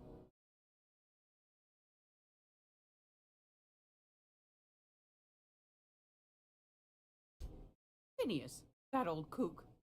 He was quite the dancer back in his prime, did he tell you? Real light on his feet. Real light in the wallet, too.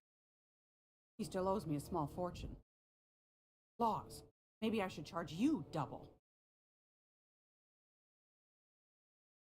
Well, I find I'm in need of a ship captain with a little moral flexibility. Might be this could help out the Groundbreaker, as well as earn some bits. If you've got qualms.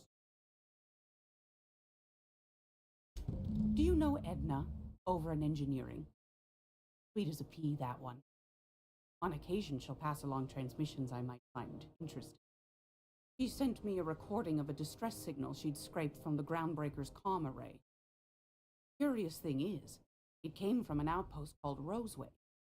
And Antique abandoned that place years ago.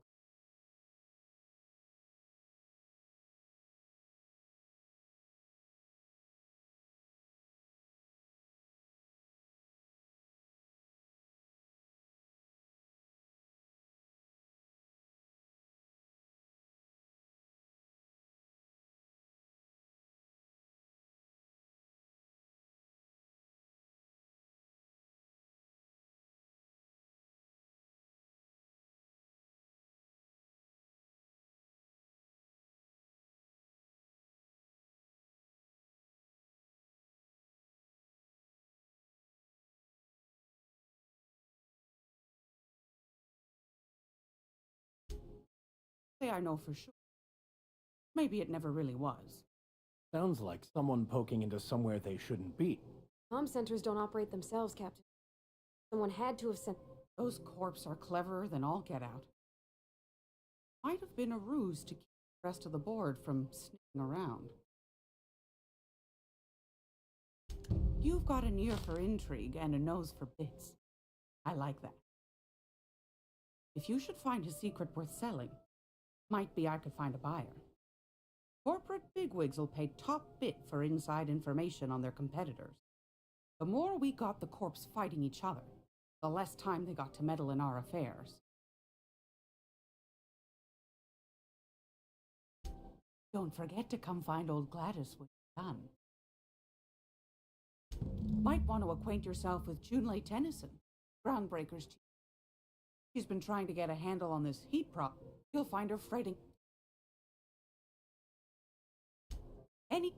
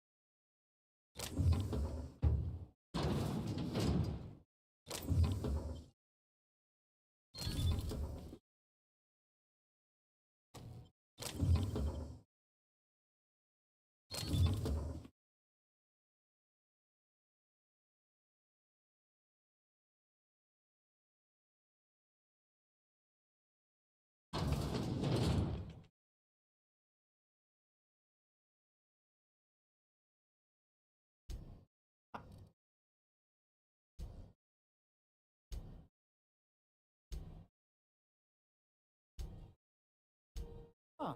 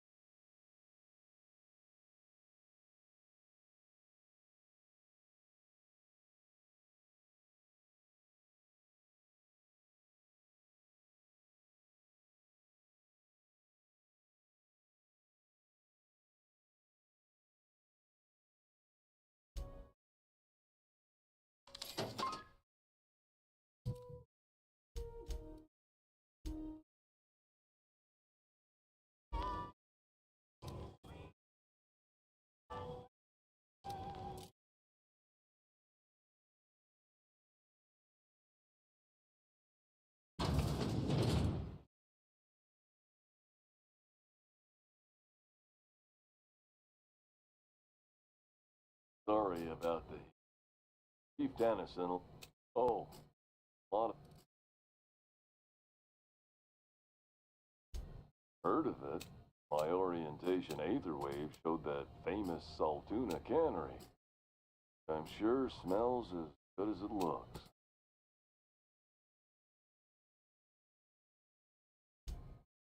That's true. Yeah. That's a spacer's choice beer. Take what you have, polish it up, and make the best of it. So, what can I get you? Soap. Everyone loves soap. Ah.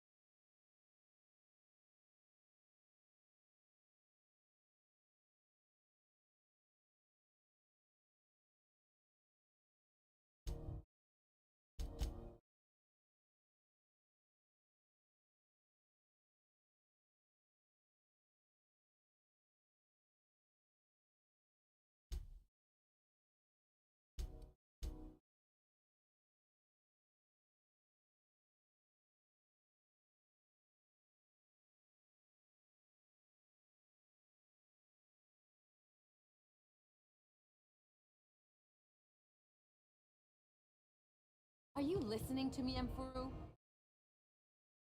You can't keep me out of there. Please don't. Sorry. Am I causing a... Emfuru? We could have avoided all this unpleasantness if you let me talk to Jesse in the first place.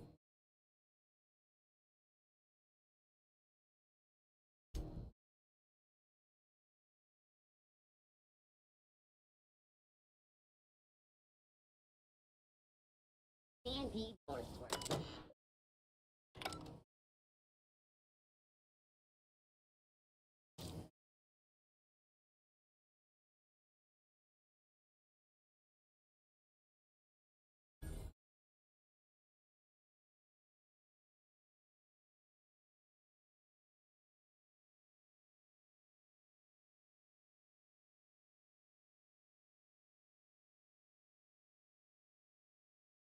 You look be awesome. Not me, but it's in my blood. After the crossing, my family worked Eridanos, ventured to the corporation. Not from around here, are ya? After leaving Earth, they worked a local gas giant from a floating refinery. Dangerous work. I was born into corporate labor, but I'm the first one of my family to buy my way out. That's why I settled on Groundbreaker, the last bastion of freedom. Everything I sell is fresh from the forge.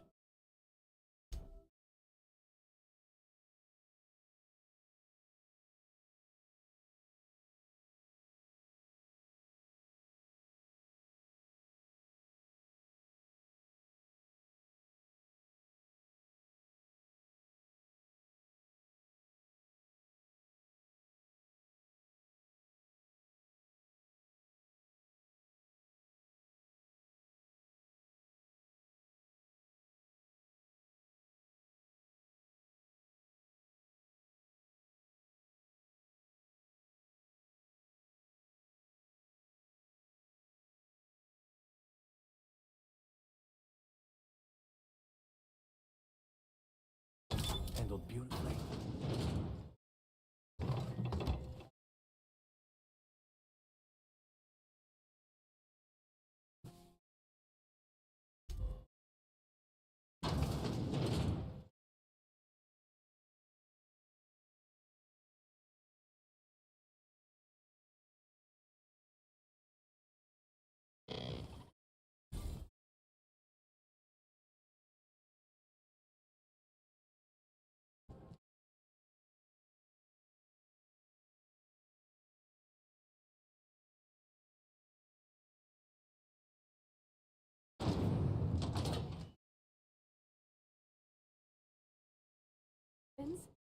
And an old Yakita 37? You think they'd let me pee? Auntie Cleo.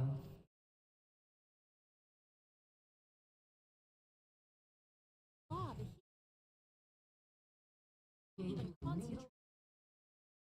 Thought there'd be more machinery. Must be housed on a sublevel. I could stay in here and not have looked at half the best stuff. It's all pretty worn. News. So we, Halcyon, no murdering in Khartoum. All in trouble? What do you...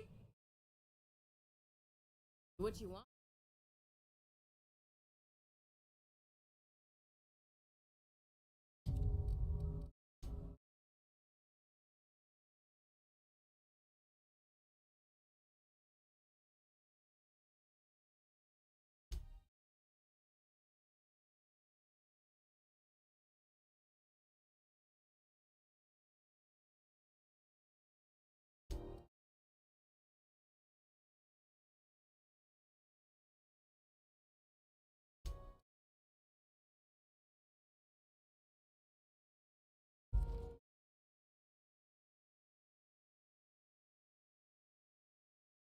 Junlei Tennyson.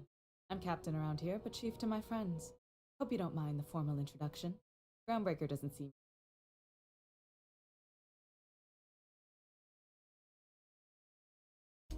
I heard we had someone in impound. Could help. Gave the bureaucrats a motive authority over freight traffic, and it rankles them good when I...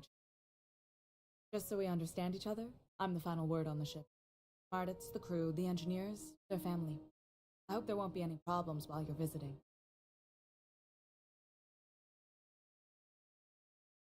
Ain't that always the way? So what brings you to Groundbreaker? I'm curious, even though not. And the answer. Passing through. Interesting. Powers that be, ugly picture of Monarch. Critters and such. Maybe someone in the promenade could get you the right weapon for the job. We see a lot of the same faces coming and going. Most of them board spies and corporate sprats. Makes it hard to trust outsiders. Indifferent. Welcome aboard. Groundbreaker's radiators need replacement parts. They're dumping superheated air into my ship. Only the board has access to it. I won't let them swindle me into a corner.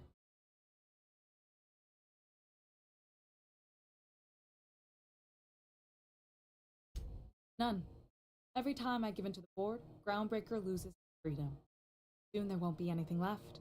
I can't allow that. The board isn't helping, and my resources are spread thin. If I don't get those...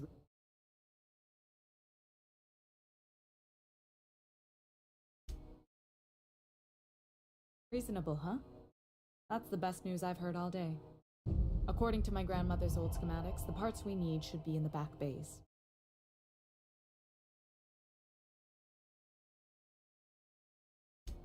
Sorry, I forgot not everyone knows this ship like I do.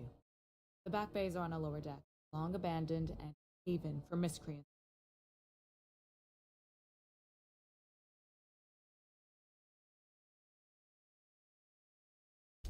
You must not have been here long. Halcyon new parts come by way of interstellar freighters from Earth, and the board monopolizes. That means I'd have to negotiate with the board. I've already given them... Damn right. While I'm captain of the Groundbreaker, it falls to me to serve this ship's independence.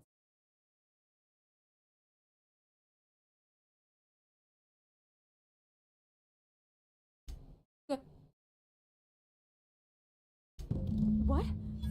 I didn't think you just... Parvati is. That's a lovely name. What can I do for you? I was just thinking, I haven't got much experience working with actual, real spaceships. Chief Junlei. Junlei is fine.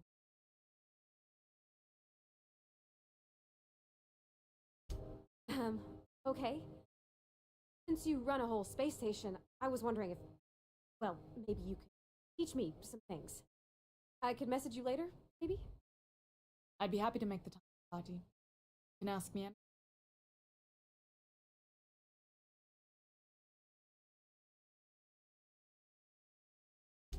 Right. In person. Sure thing, Captain. Wow, great. I'll do that then. Messages. Later. Oh, your name's pretty too. I should have said sorry. I like it. Honest. Sorry.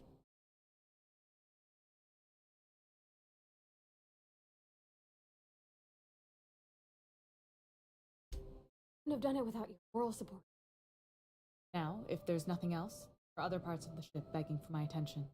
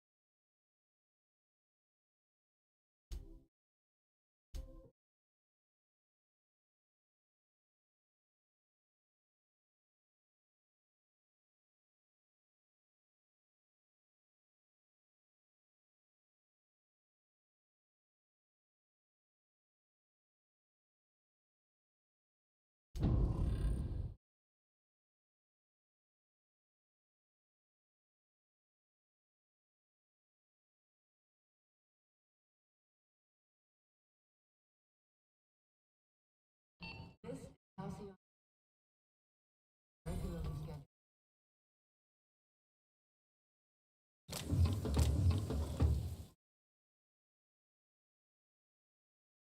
This game.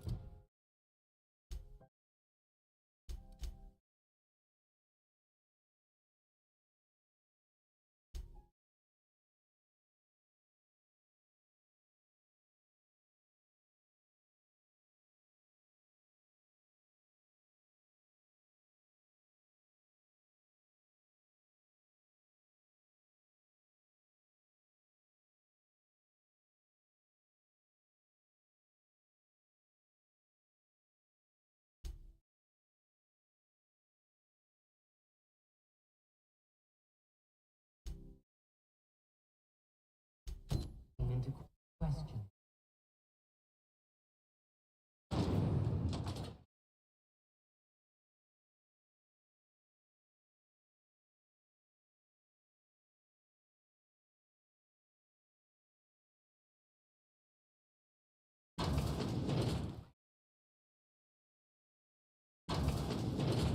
Can't say I've seen you before. I take it you're a freighter, Captain? If you're here to better yourself, you'll have to wait. Did he now? How fun. He must be referring to Irion. I'm sure the fool's gotten himself into... I'm beginning to wonder if I'm ever gonna get my service mechanicals at... Our delivery... A brave idiot with a penchant for getting himself delayed. Sometimes by dates, usually by bandits.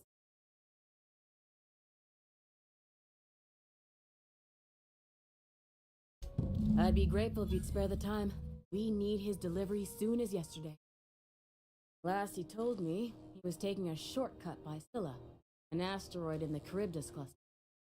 Where I'd start, You look out, though. The place is probably crawling without luck.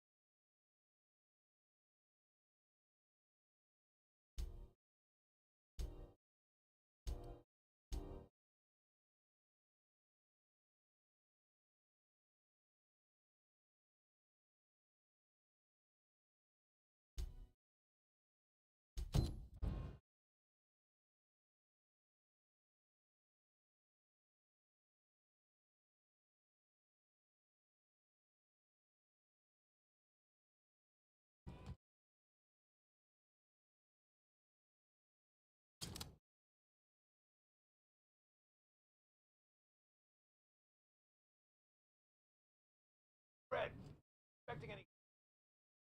From above, approach our realm. Back away. Look at this ripe piece of meat just sizzling on the grill. Yum. Time to feed the flame. Is this what carbon monoxide poisoning looks like? Ventilated. Speaking for myself, Captain, I am not of a mind to be murdered by a psychopath who... Same with the crew. Welcome. Got plenty of space to spread out. Only room for one captain.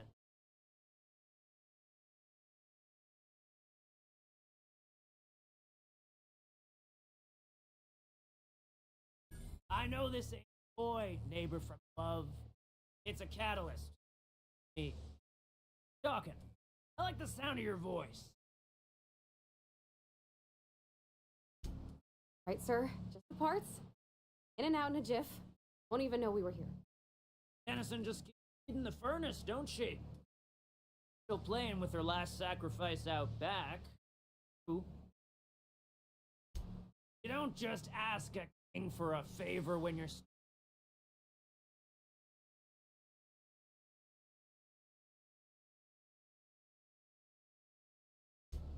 Dude, it is. Don't we need those bits, Captain? To buy the key from the lady? The principles of the universe dictate. Sometimes we must appease others. You've got the run of the kingdom. Up those stairs, you'll find the parts. My crew... Lay it on.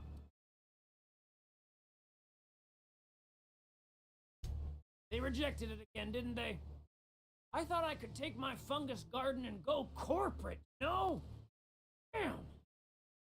Yeah, I'm better off. Rizzos wouldn't know innovation if it bit him on their backside. You're a natural inventor, Mr. McRed. Don't let him get you. Kind of you to say, engine gal.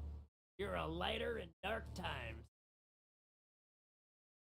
You can come and go in my little kingdom.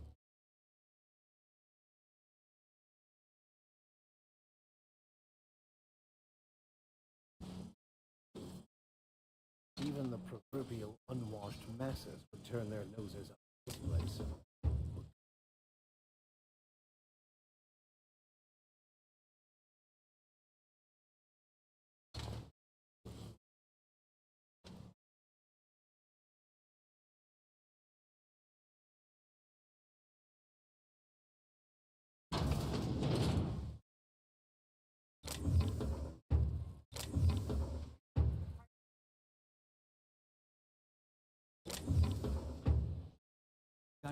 What do you think you're doing?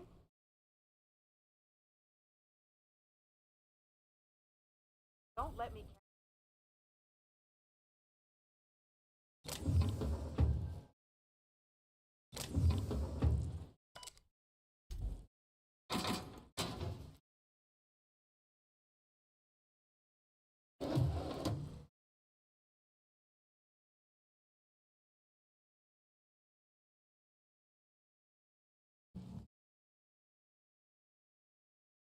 That automatic patch.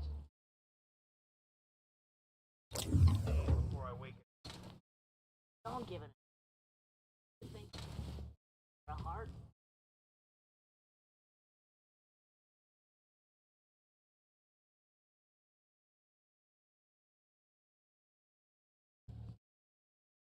Today is my birthday.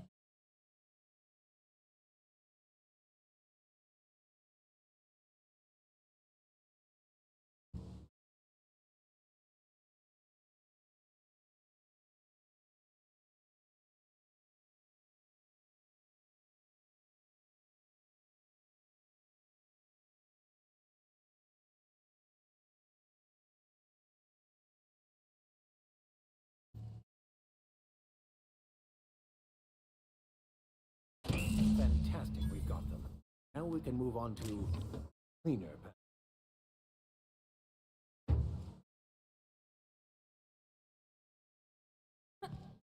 Imagine me sailing through.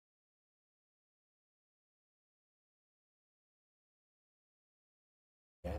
What?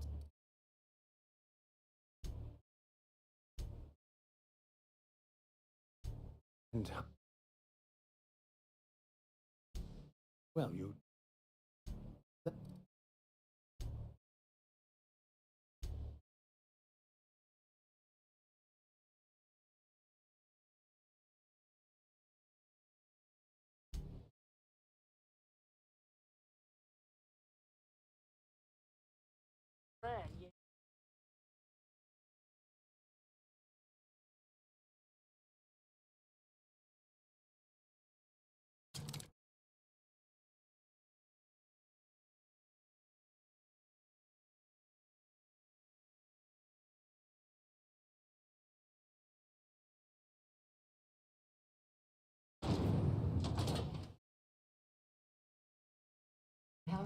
Returned in one piece.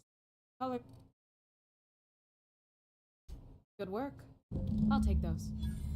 I need you to head through the large door at the far end of it. Take the elevator down into the machinery shaft. There's a terminal in the back. Activate it when I call over the ship. And bring weapons. There's a slight... More than a few. For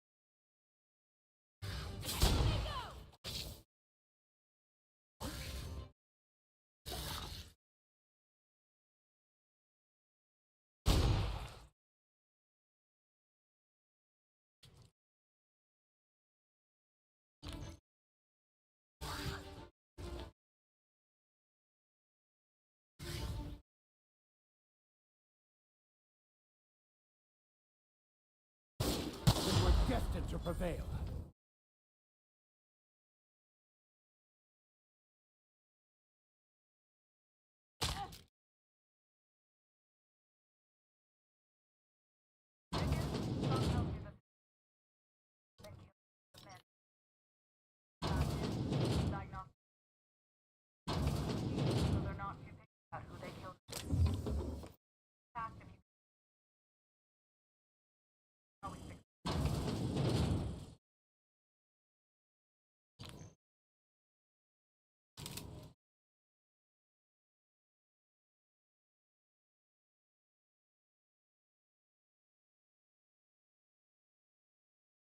Beginning to...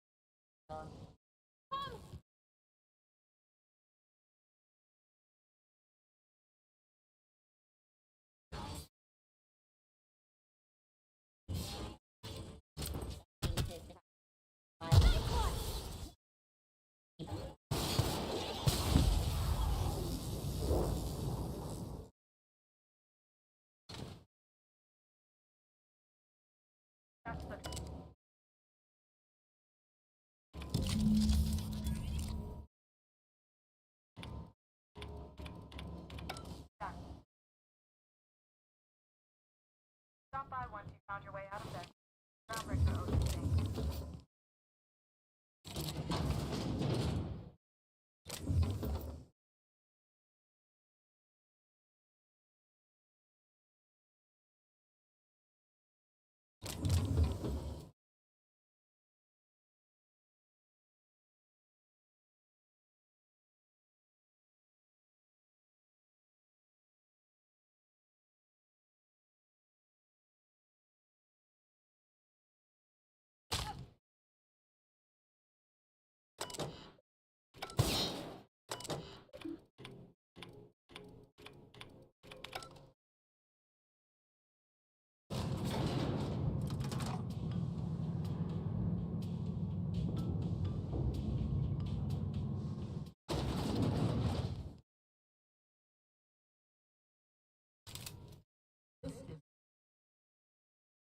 Your regularly scheduled. The temperature should be... If you've got time,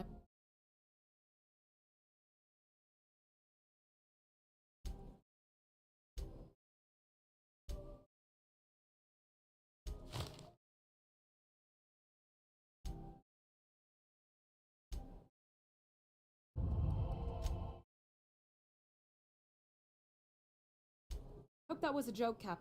I gelded that thing. Now it bruises. Goes down strong.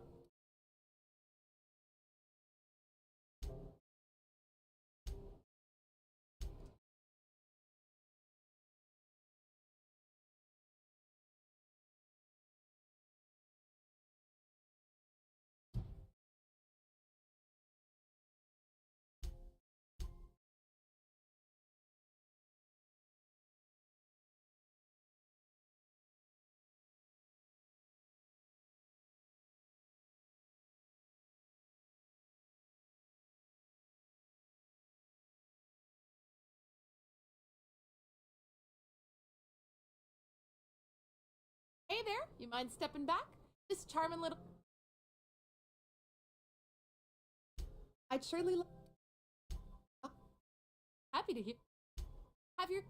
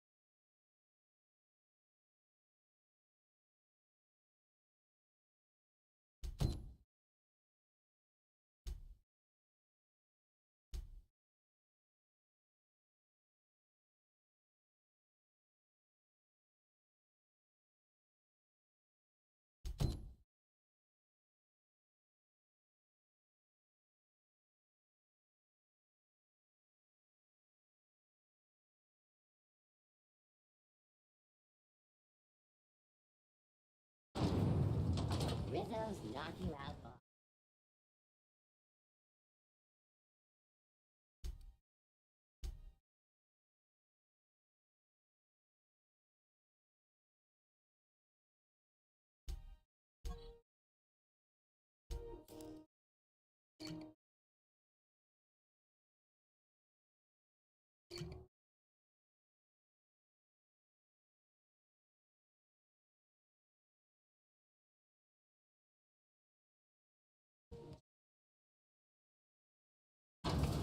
I'm just gonna hang in the back and... Ah, yes. Wheeler messaged me you were coming. You must be the captain of the Unreliable, vessel that used to be helmed by one Alex Thorne. And you are not here. Has something happened to my favorite scruffy freelancer?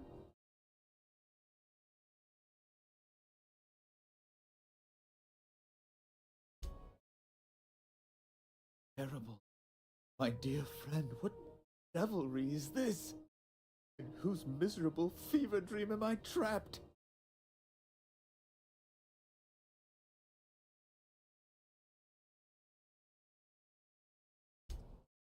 Oh, there were so many arguments we'd yet to have. He was my dearest friend. My only friend. You have his ship, you must know. That picture of us on the promenade, me hugging him, him wincing. I keep a copy beside my bed. Did he? Ah, that's just like him. Such a sentimental man. Tell me, how did he die?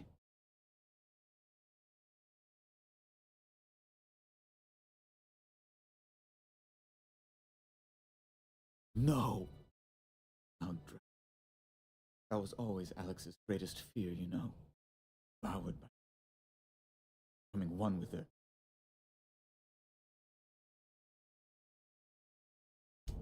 Right, right. You're going important place. There, I've removed the flag from your ship.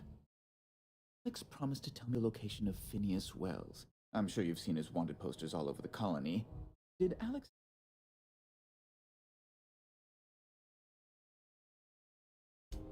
You haven't read the post. Terrorist, a thief, a madman. It's really in the colony's best interest that we... That's... well... terrible. Oh, I'm sorry. This is terribly unprofessional of me.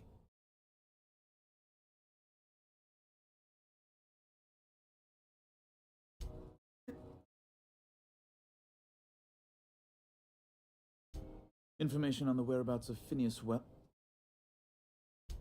It's fine. Now.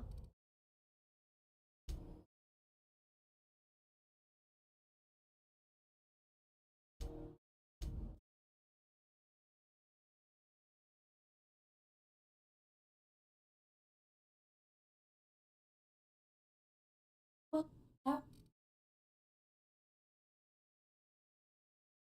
the unit is a cleaning SAM. Hawthorne brought it on board some cycles ago, I'm sure with the intent to modify it. but I've never. Alex likely recorded progress notes detailing his efforts. If you check the terminal in your captain's quarters. Yep. There's viscera and death everywhere. Gunfire, gnashing teeth. The unemployed. For law's sake, if anyone's receiving this, please send help. What? No! No! Captain, we are now capable of accessing the Roseway landing pad. Also, corporate protocol requires that all distress signals include a list of key personnel for retrieval. The embedded names are Anton Crane, Vaughn Cortez, and Orson Shaw.